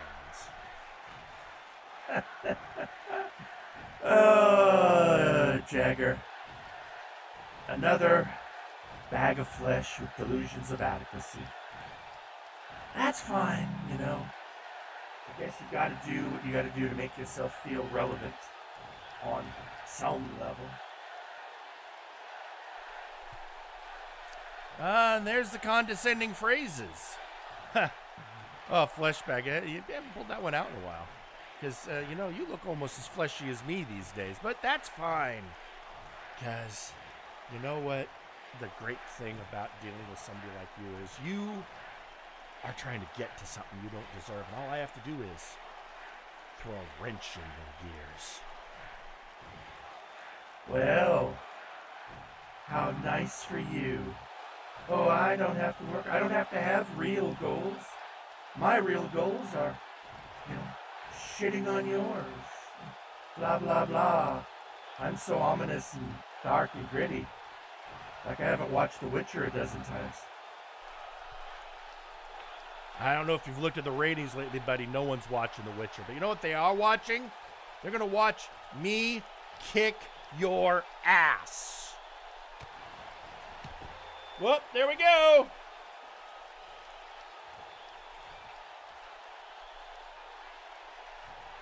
And the brawls happen. I think this is exactly what Jagger wanted. And Sawyer has given it to him on a silver platter.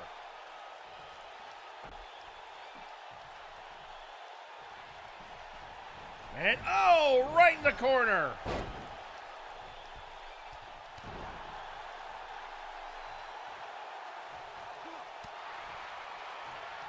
Yeah, one lesson you learn when you're dealing with people who just want the fight, it's not that hard for them to get what they want. They just need to get you down to the ring.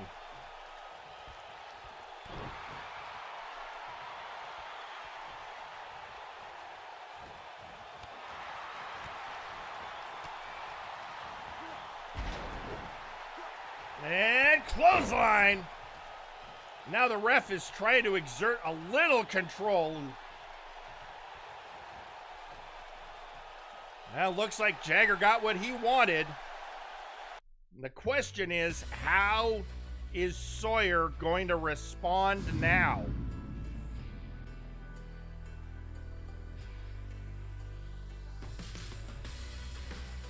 But with that, we need to get ready for our next match. And folks, with this next match, I think to explain part of it, I'm going to play for you a message I got earlier in the day that I think will just sum it up. And who did I get that message from, folks? Well, none other than our old friend, Devin.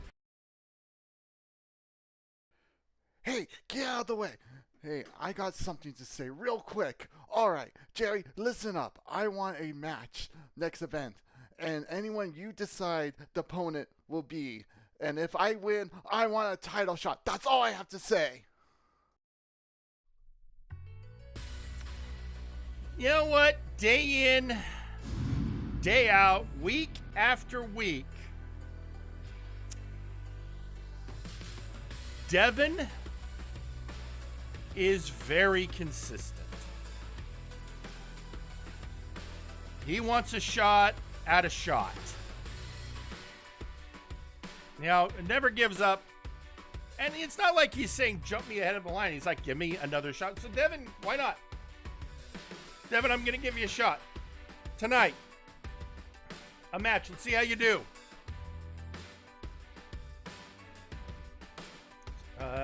With that, well, let's head to ringside.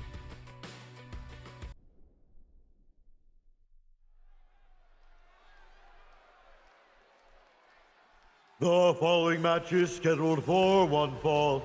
Introducing first, it's Devin. One half of Shoot Nation, and Devin has the most focused goals of anyone you've ever seen in this company. He wants another shot at he wants to be tag team champion. It's simple, it's straightforward, and when he gets shots, he takes shots, and if he loses, he wants another shot. No fancy plans, no crazy gambits, just coming in every week wanting to fight.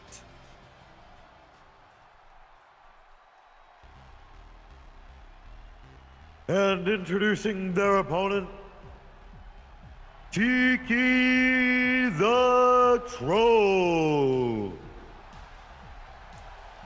And representing Soul Train, Tiki the Troll. So, two wrestlers of notable tag teams facing each other in singles action. Because, let's be honest, at some point, we got to figure out who the next contenders for the Multiversal Tag Team Championships are.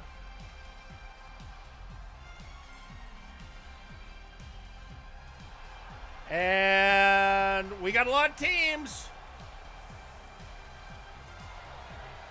So it's just a question of who gets in there. who gets their match. And sure, these two teams are as worthy as anyone.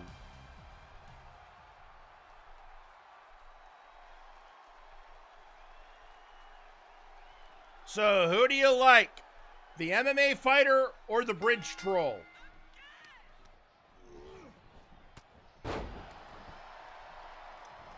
And Tiki coming out strong.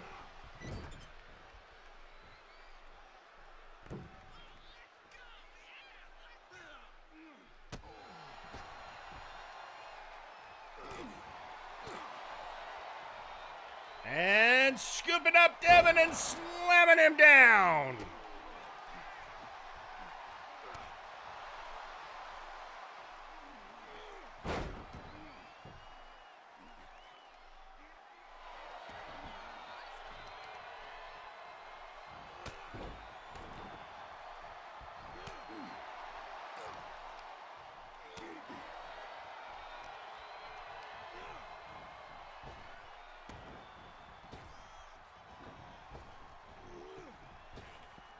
And then Devin, getting his whip reversed. Oh, right in the stomach.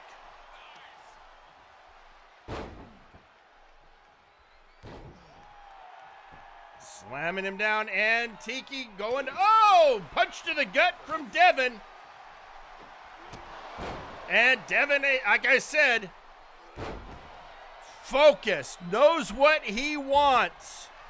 A tag team shot.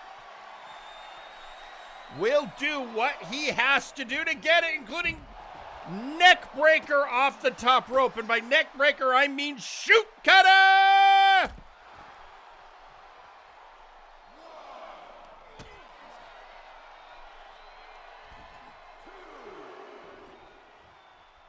Tiki back in the ring. Devin rolling in after him. And, working the leg. Remember, Tiki is a leg submission specialist. And things like this are not good for your legs.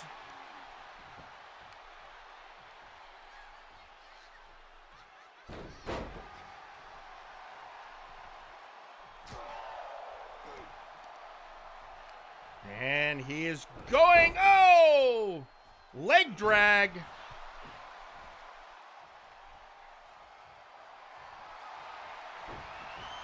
And now, getting him in that calf crusher.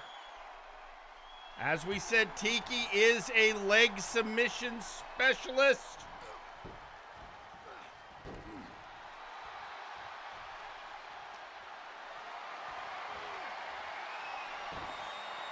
Tiki floating over.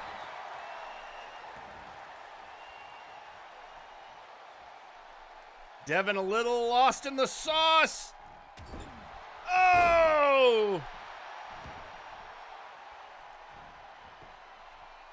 One. Kick out at one. Devin's not going down that easy.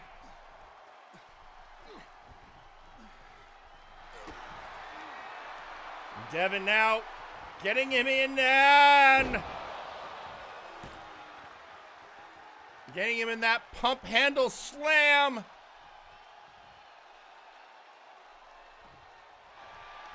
Going for the pin. 1, 2.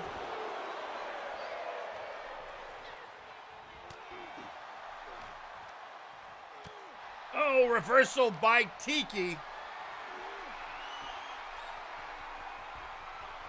And reversal by Devin with a reverse DDT.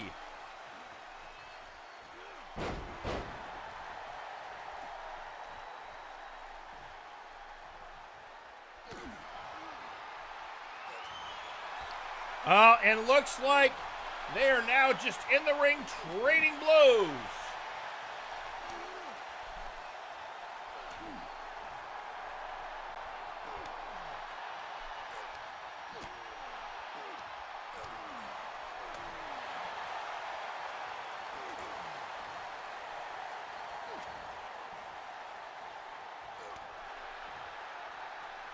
Just back and forth.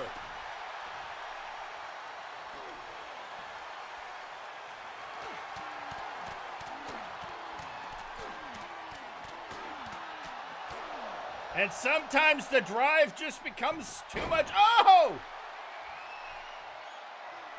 Getting him locked up. But Tiki gets out that drop toe hold. Devin gonna fly.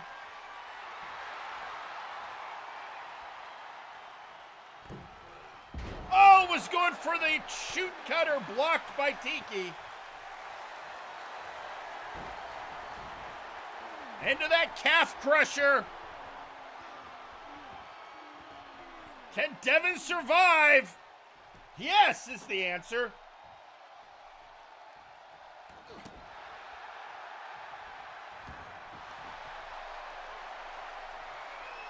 And again, working that leg. All right, getting him into that figure four under a bridge. Again, Devin surviving under a bridge.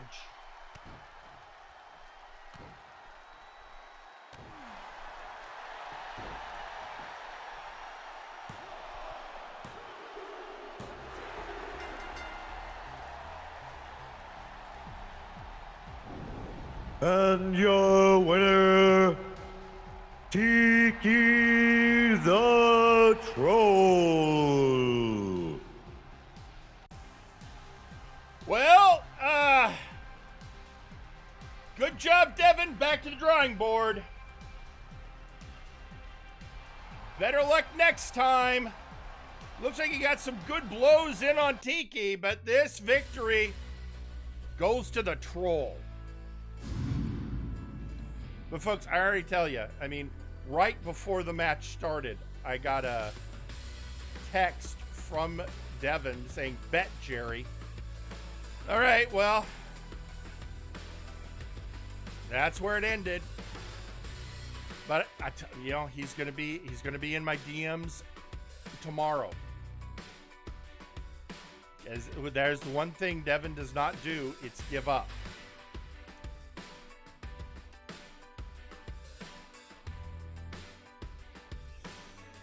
But for now, that is that. And the next person we're going to be hearing from, well, you actually saw him earlier tonight when he came out with his teammates for that exciting lucha match. And after the results, I'm sure he's got some opinions. I'm, of course, speaking of El Albatros.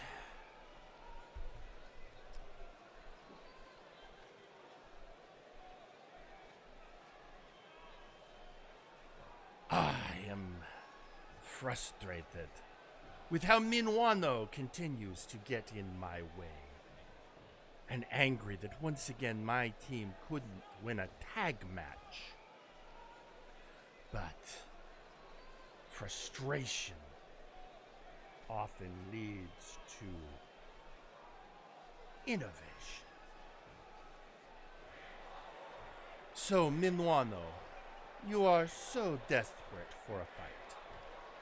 Then I'll try to give you one. Sure, I will give you what you want, Minuano. If you can actually wrestle a real wrestler and fight to a pin instead of getting a cheap count-out victory. You do that, I'll give you the match, Milano. If you can beat an opponent of my choosing next week, and I mean beat them in the ring, pinfall or submission, but an actual victory, not some cheap galaxy brain tactics. Do that. Do simply that. And I will make your dream come true. Do that and I will give you relevancy and a shot at my briefcase. But Minuano, I see those cheap theatrics. I see the, I'm going to do Galaxy Brain. No. A clean victory. If you can. Well, the challenge laid down. Alba will give Minuano the match he's been asking for if he can beat an opponent of Alba's choosing next week.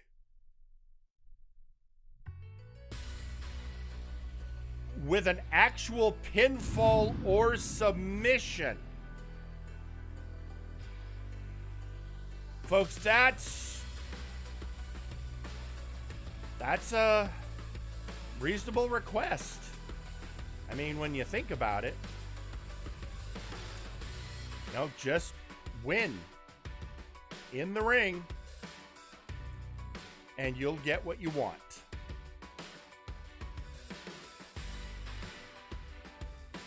Well, sounds fair to me.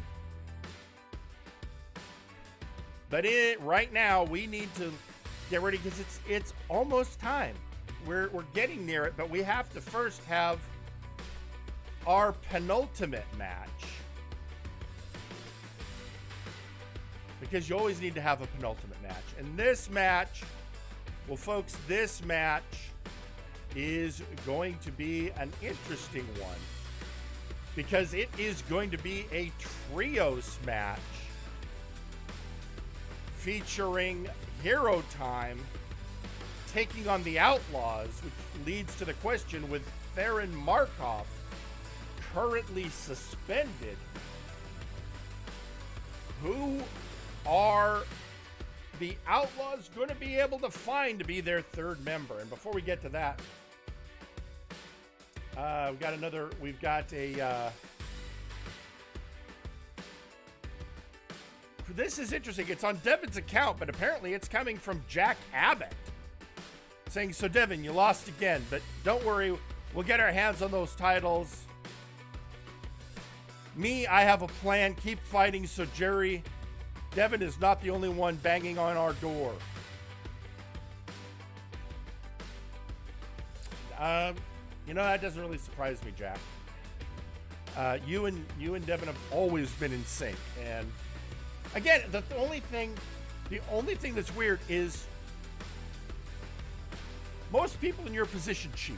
And I'll say this, you haven't done that. I admire that. This is one of the reasons why I'm willing to give you chance after chance. Because at least you're playing by the rules. You're doing it the right way. And there's something to be said about persistency. Someday I'll tell you a little story, guys, about a guy I used to wrestle with back in the day named Johnny Hartman. That's a story for another day. For now, Outlaws, Hero Time.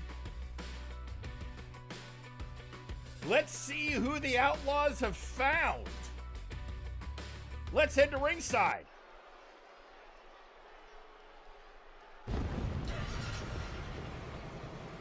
The following is a trios tag match. Introducing first,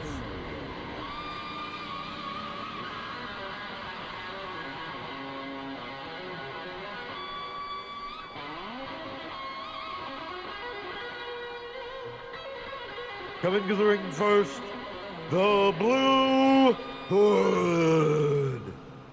Folks, he is the problematic member of Hero Time, but he has been brought back into the fold by Eustace J. Paragon.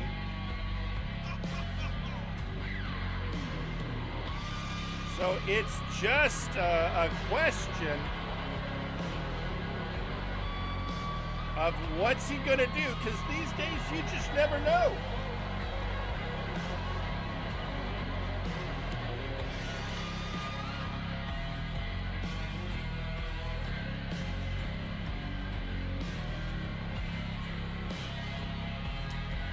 The Blue Hood, once known as Daverman.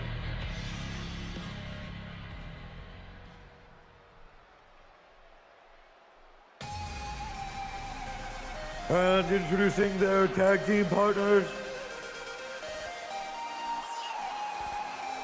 it's Hero Time! Check your clock. It's Hero Time. Being represented along with the Blue Hood by Power Surge and the Multiversal Ant.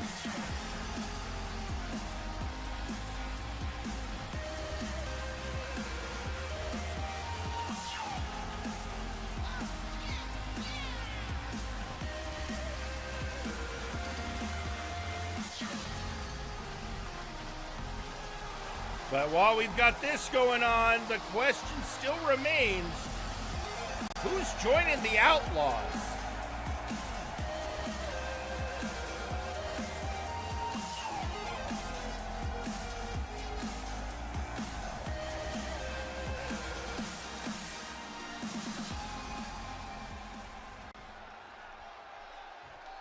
And introducing their opponents,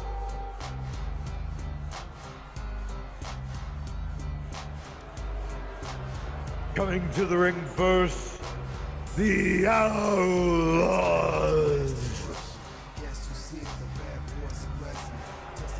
CJR Killer and Nakano Kirishima, the Crimson Delinquent himself. They are the Outlaws. And the only two members right now because their Markov got himself suspended for attacking me unprovoked.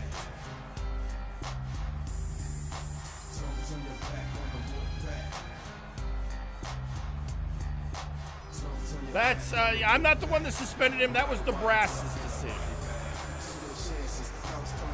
And meanwhile, partially because I know he'll find a way to make himself a nuisance. In fact, I'm still waiting. I don't know who's coming out.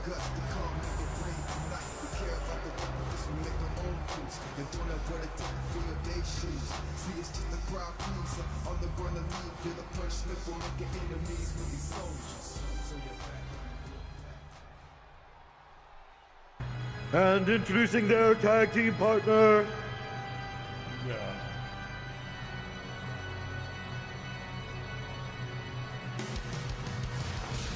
it's Khan!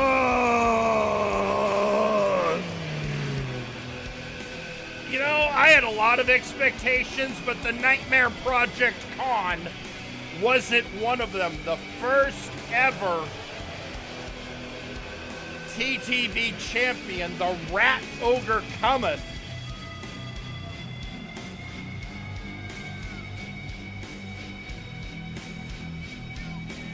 You know, we haven't actually seen Khan in. We've heard from him a bit, but we haven't seen him in person recently. Well, he's here now.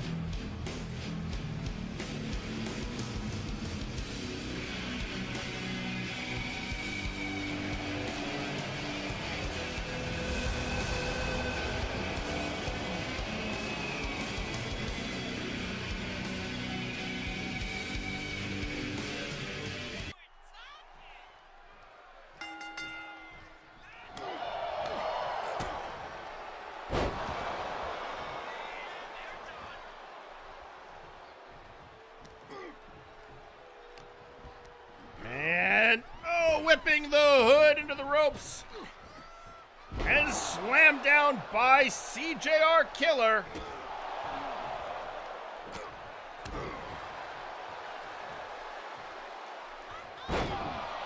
And the Hood hits hard.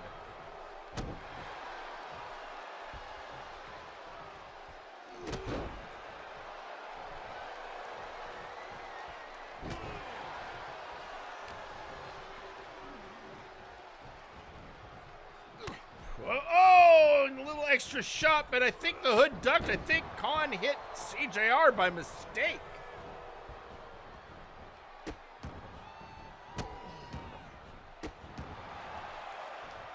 There's the tag.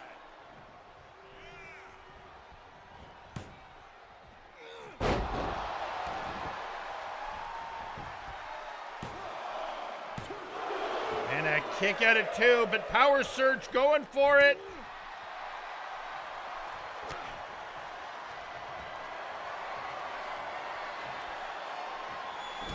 Oh, right in the gut.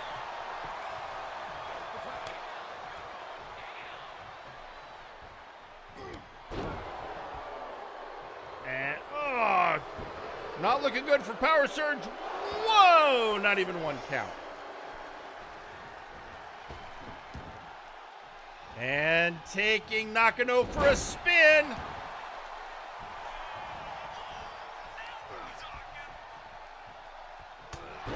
Oh, drop kick.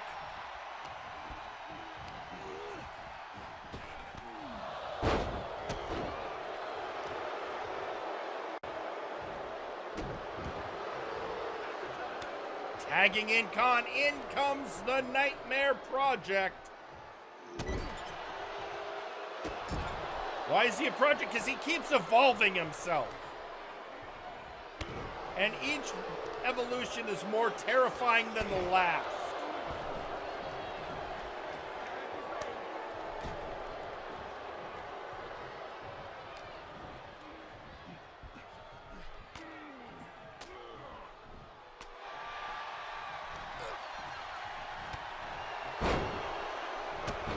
At this point, I think Power Surge really needs to be thinking about getting a tag.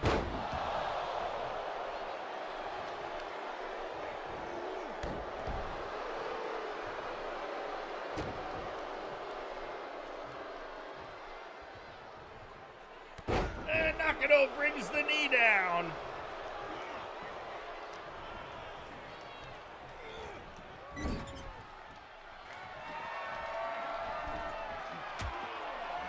And even up to, oh, this is not looking good for Power Surge. Just because I think Nakano's going to take him. Yep, outside. Oh, hell of a suplex.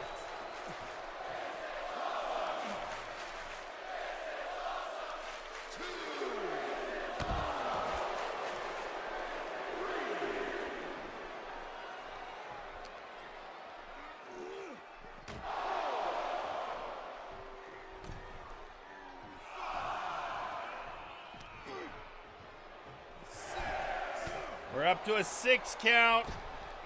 And Power Surge back in, breaking the count. And kicking Nakano in the head. Oh. Ah! Hit with a cutter.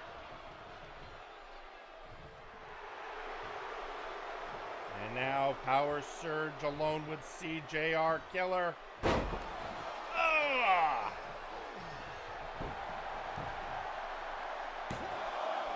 Two. Kick out at 2.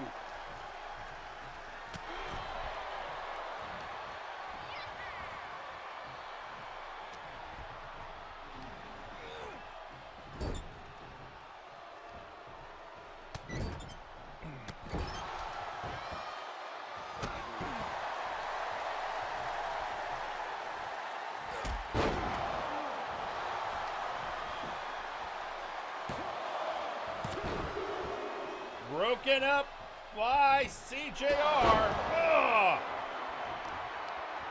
Or Multiversal Ant, sorry. Gotta look at who's lying up. But the Ant coming in for the rescue, but now Nakano Kirishima. And the Ant is still out.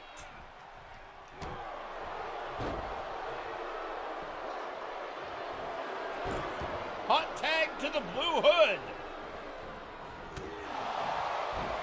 Trying to get into position. Nakano is ready for him.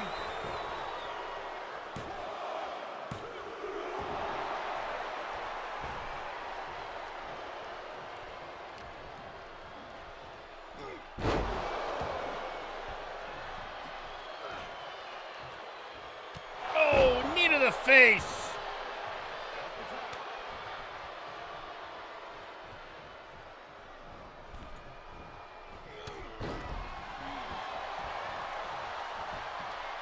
Going for the pin. 1.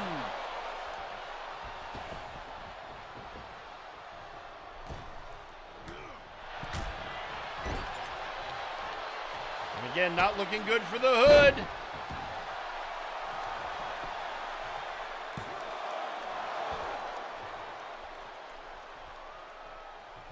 Tag was made.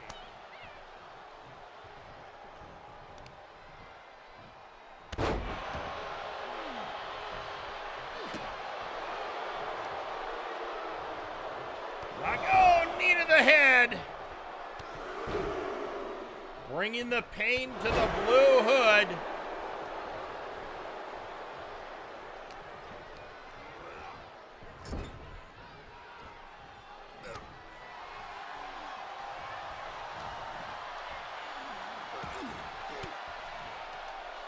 Again, the cameraman needs to do a little bit better work. It's hard to see through Khan.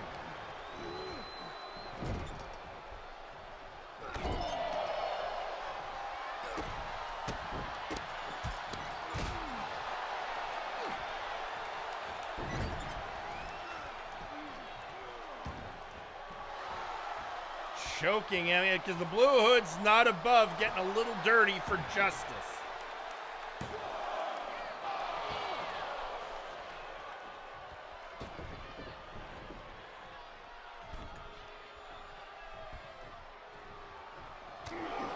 Going for a punch.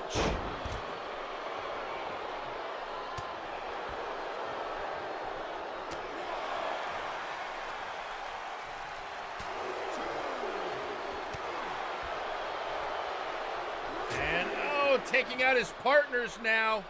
Oh, it's not looking good for the Ant. Off the ring apron, but setting up an opening for the Hood. Ah! Off the stairs.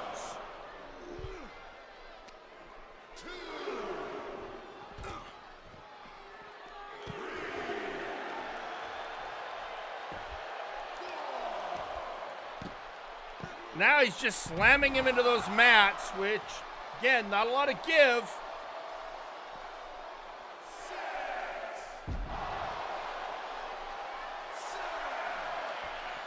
We're up to a 7 count. Come on, Duck. No, no, no. We've already had too many. No! Come on, Nakano, get in there.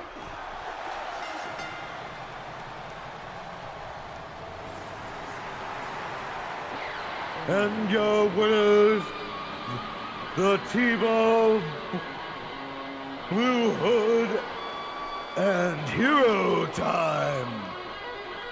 Hero Time's victorious with another count-out victory. How many have there been tonight?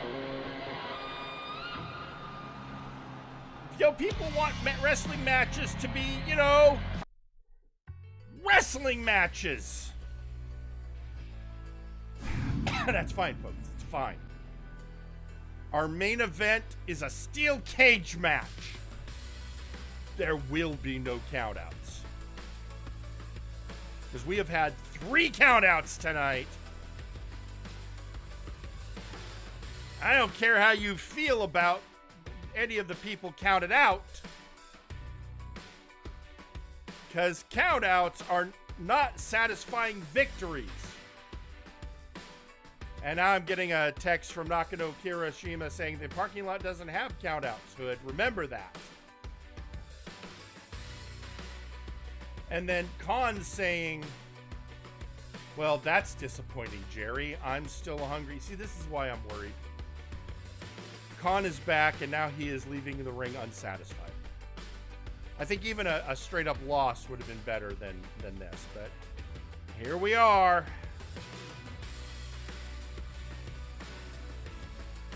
Folks, we are almost at that time for your main event, but there's one more thing we have to get through,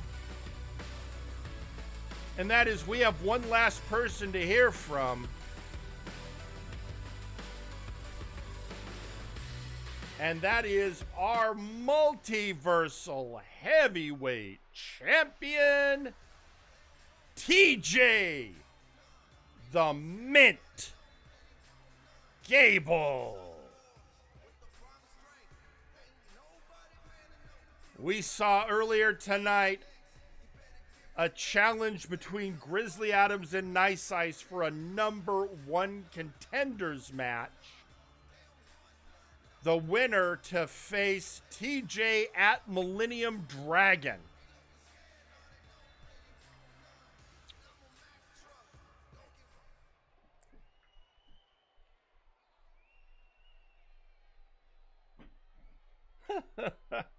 Well, look at that. Everyone wants to fill my dance card. Well, that's just too sweet, isn't it? I'm going to be honest with you. I don't care which one of those two I face. I could happily face Grizzly Adams. I could happily face Nice Ice, whether it be man or machine. I am a fighting champion and will wait for whoever wins their match so that I know who I am going to be facing at Millennium Dragon.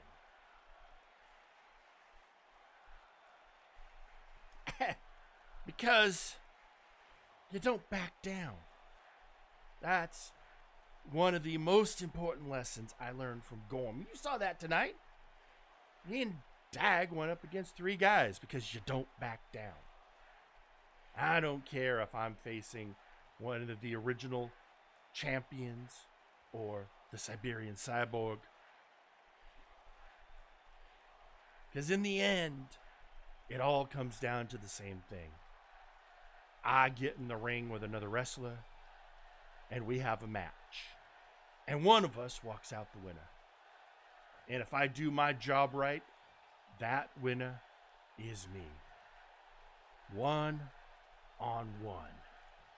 Just like it always should be. So Grizzly, Nice Ice, you two figure out who it's going to be. I'll just be back here waiting. You let me know. And when we figure that out, then yeah, we get ready for December 17th. When I fight once again to retain my Multiversal Heavyweight Championship. Have a good night, y'all.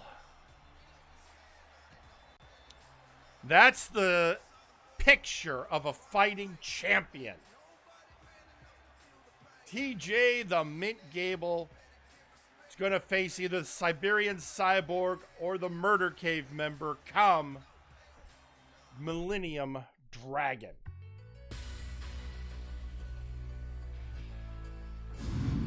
But, folks, that leaves us with one last thing to do, and that is your main event. Adrian Driscoll, Alistair Evergreen, and a steel cage.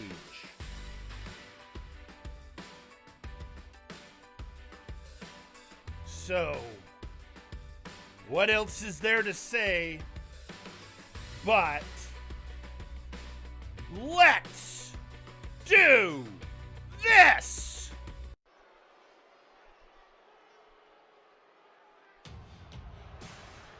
Your main event is a steel cage match. Introducing first, Adrian Driscoll.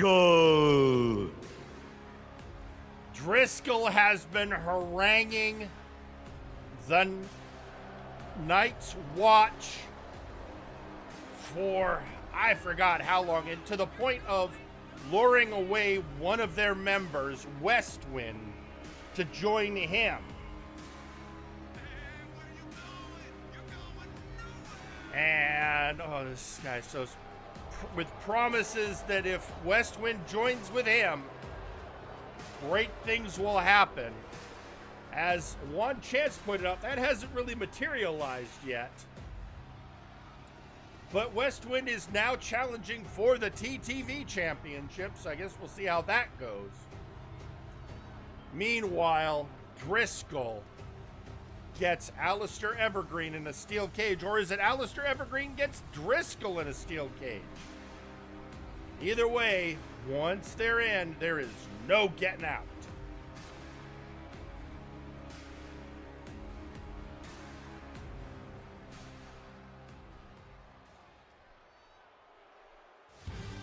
And introducing their opponent,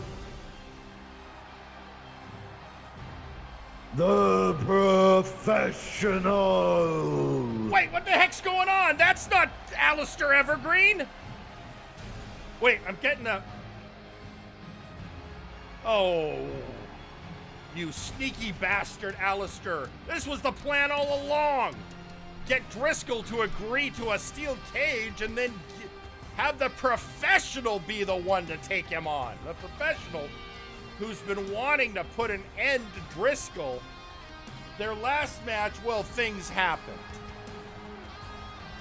But it's a steel cage. 2 men enter, 1 man leaves. This is exactly what Evergreen did to Driscoll way back when.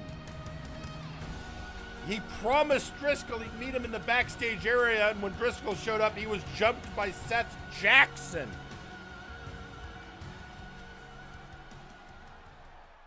And there's a note from Alistair Evergreen. You keep falling for it, Adrian.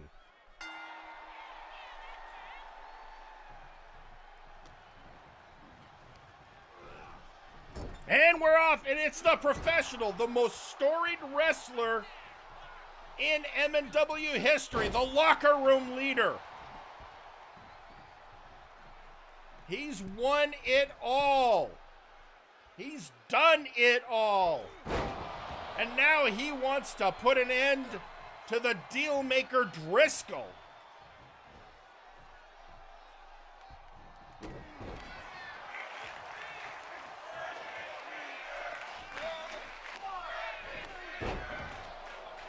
Leg sweep on the Professional. Can Driscoll capitalize? No, the Professional. And it's a steel cage, unforgiving. Nowhere to go. It's not even like Hell in a Cell where you could at least roll out of the ring.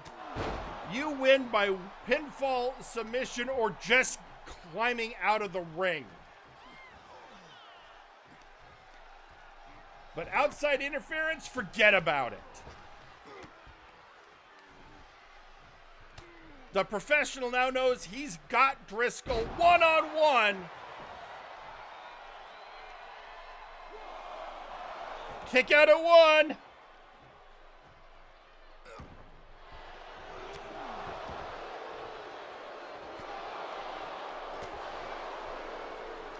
They're going back and forth.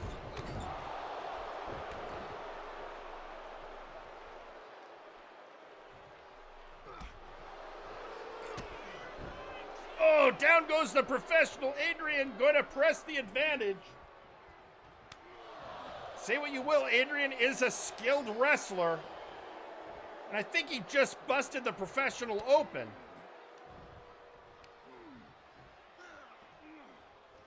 For those who don't remember, Adrian kept the Professional prisoner for months while he had a doppelganger in the form of Probunaga aiding him in his nefarious plans. Ow!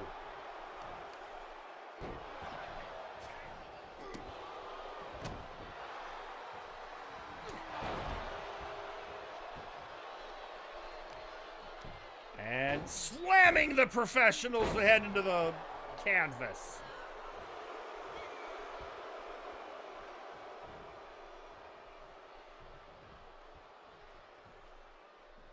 And now, oh, going for that crossbody. Professional got out of the way and just slapped the taste out of his mouth.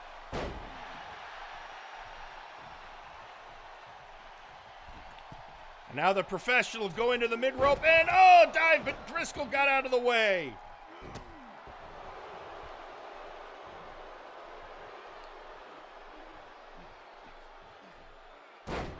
Oh, slamming down. Not even a 1 count.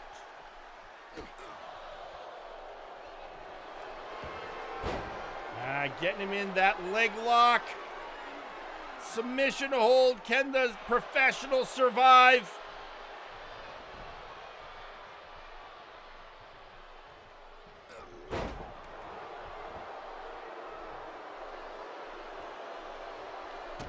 Driscoll juiced up.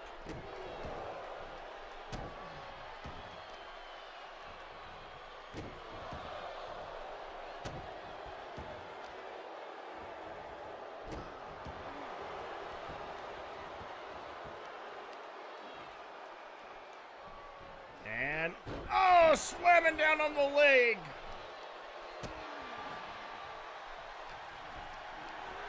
Scooping Driscoll up and hanging Driscoll out to dry.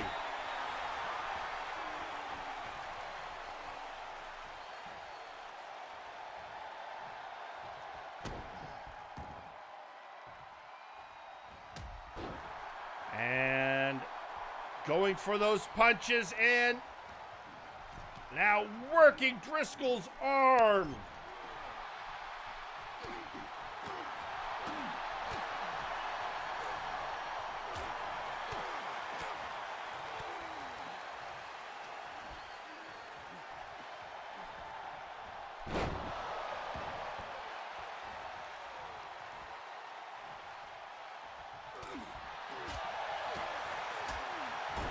And the blows.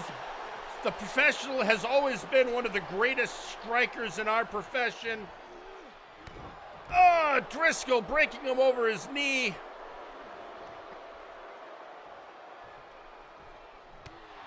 And like I said, greatest striker in the business.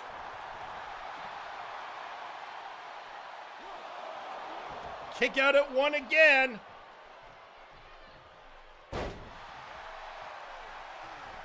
But you can see the professional is jazzed up. He's in the groove. He's feeling the flow. Oh, and I thought he was going to leave. No, he's just going up top.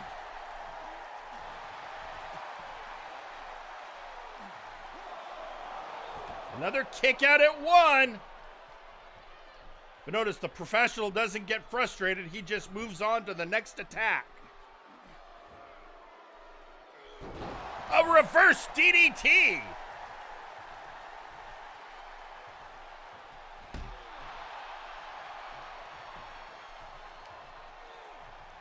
Now bringing him up. Oh, Dragon Screw takedown. Oh, ducking Driscoll. Oh, reverse clothesline. Kick out at two.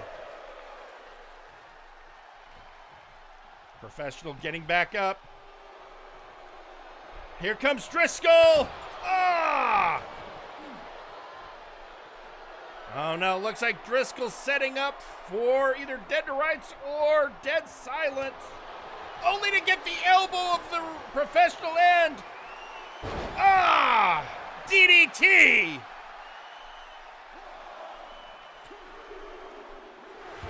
There it is!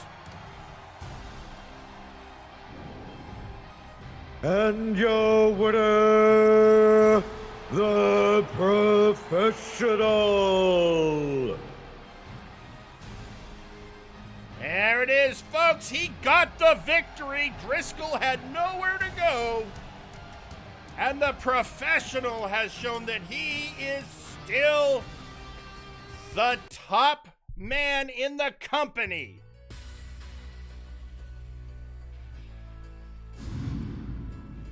With that, folks, that was a glorious victory. And congratulations to the professional. And all I got to say is, oh boy, I got a lot of stuff to get looking at for next week. Things are happening fast. Millennium Dragon is coming up fast.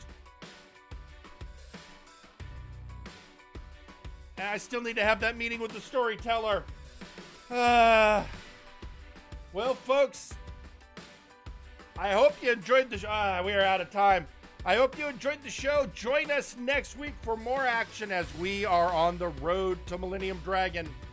Until then, I've been your host, Jerry Aldini. Good night.